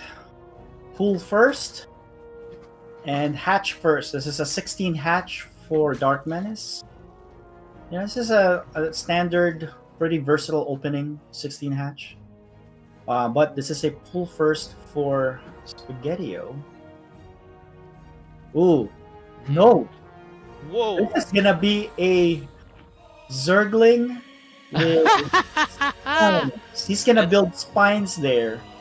It's gonna be joined up by the Lings at the same time harassing with the drones. Oh, he needs to. And he's gonna try to avoid the Overlord. Overlord by going around to the top side. Girding up. This is actually risky. But you know what? I don't hate it, right? This is but this is risky. It's risky. Well, a better player, you can take these risks, right? Against a better player. Now the Lings are gonna come in. They're gonna add some DPS. Well, they're gonna be the main DPS dealers, and the drones are actually gonna help. And he's gonna drop down a spine here, I bet. Yep. Spine. 3, and then he's gonna fight. But I think he started a little too early. He's gonna need to fight, save that spine. The Lings are incoming. Alright, so one canceled. He's gonna make it again. And the Lings are here. Yeah, I think. Don't attack them! Alright, the Lings are gonna join the fray. But Lings from Dark Menace are here as well. I think this is it, man. I think this is it. GG. Nice try. I missed the cancel. GG. Was that the quickest game ever? No, we would have to look at our record books here, but that's indeed one of the quickest games that we've had. 2 minutes something. So with that, Dark Menace moves on, and let's have a quick interview with our players. So first, Spaghettio, nice run. I like your strats all throughout. Nice win on that game 3. How are you feeling right now? Well, to be honest, a little bit embarrassed after that last one, Yeah, a little bit embarrassed, to be honest. I mean, it was a good fun strat. I think just a few tweaks here and there could have made it a little bit better, but Dark Menace, of course, handled it how you're supposed to handle it. Most people don't pull all the drones, and so somehow the spines get up, and that's it, GG. So I don't hate it. I mean, you put all your eggs there, and you could have won it there. But I like your game 3 strat. Take us through what we were thinking in game 3. Well, game 12 pool. Yeah. So I was like, all right, well, playing like a roach game isn't gonna work. Playing a macro game, I don't know. Well, actually, I don't know if I'd call that a macro game with all the swarm hosts. But I was feeling a bit, whatever. So I was like, okay, I'll do 12 pool, and then I started sending them across the map, and I was moving them around so the Overlord wouldn't see the Zerglings until they got closer to his base. And I was like, maybe that'll work. And then I got them there, and then I realized he made his own Zerglings. He was doing 12 pool also. Yeah. So, but sometimes if you're gonna go with that, you just run them straight. The fastest way you can get them because it's not like he can deviate from his plan anyway. His hatch is making, his pool is making, so he can't really change much. But it was a good strat. Unfortunately didn't pan out. But congratulations getting this far. Congratulations on winning the Code A championship. And hopefully, maybe the next season you will be promoted to Code S, right? Yeah, hopefully. And you'll be playing, Dark Menace and the other Code S players more regularly. So, Sir Malaga, do you have any questions here for Spaghettio? Yeah, question for both of you actually. On that last game, was it the last game or the second before it? Small map. Both of you went for 12 pool and 11 pool. Is that your standard when you guys on that map, or you just felt like, you know what, it's a small map, let me go cheese? I mean, that's what I thought too. Yeah, I was like, I think this map is small. That sounds familiar. So I was like, I'll just do something then, How about you, Dark Menace? You wanted to do cheese play on that too, on that small map? Well, I saw it was a small map, and I was up 2-0, so I might as well just have fun, just because it's a best of 5 series. Yeah, that's good. Yep. All right. So yeah, I think that's it. Okay. Good So, games, guys. Dark Menace, congratulations. You're moving on. How do you feel right now? I feel disappointed that I lost the game. I kind of mismicroed and sent my Lings and Banes home during the 12 pool, but I'm happy with the series overall. It's good. Yeah. Yep. Is there anything you want to tell us about? I know you've been preparing for Very Cool, who's your next opponent. Without divulging any strats or tactical practices, how do you feel in that game? Well, I wasn't really actually practicing for Very Cool. I was actually, no offense to Spaghettio, but I was actually practicing for Criminal because I was expecting to play him, and I had no idea I was gonna play Luke today. Yeah, that was Very cool. That was a good surprise for me too. Actually, I had Criminal like, okay, Criminal's gonna take this. Then bam, Spaghetti came in and whoops his ass. that was a great series. Rated G broadcast here. Oh, sorry. But yeah, that was a good series, man. That was a fun series to watch, really.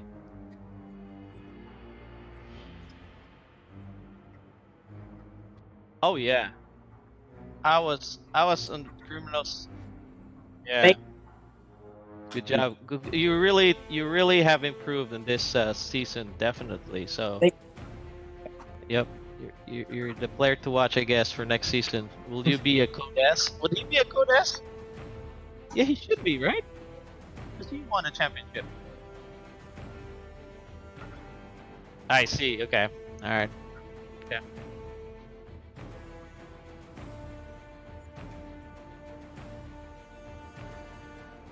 Yeah. Yep. Because he's. We'll have to discuss that then. See where he's at. MMR wise, and where he stands. So, but also what drives that as well is the participants who's playing and how many people we have in divisions, right? So to even it out. But that's another conversation. But for now, he's the Code A champion.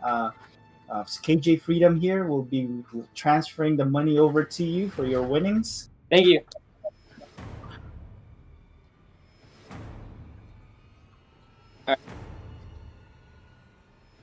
Yes. Yeah. So Dark Menace, you won't be playing Very Cool tonight. We're gonna have to postpone that because of time constraint. When we were trying to plan this out, we were hoping to start at 8:30. Number one, and number two, I thought the games were gonna be faster. Will be 3-0s here and there.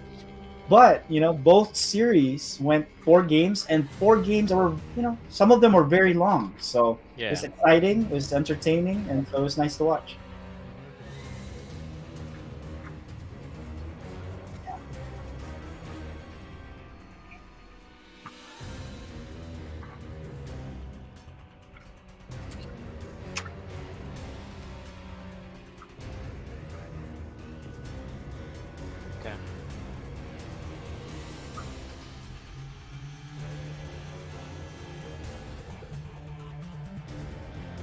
Yeah, we're gonna have to work through the schedule. We had to make some changes due to some players' schedule constraints.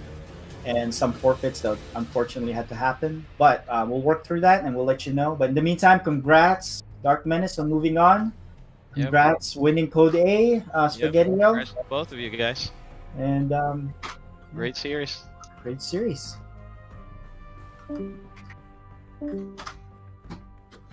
All right, so I think that's it for who's the up? broadcast That's for it, tonight. The games were longer than I thought.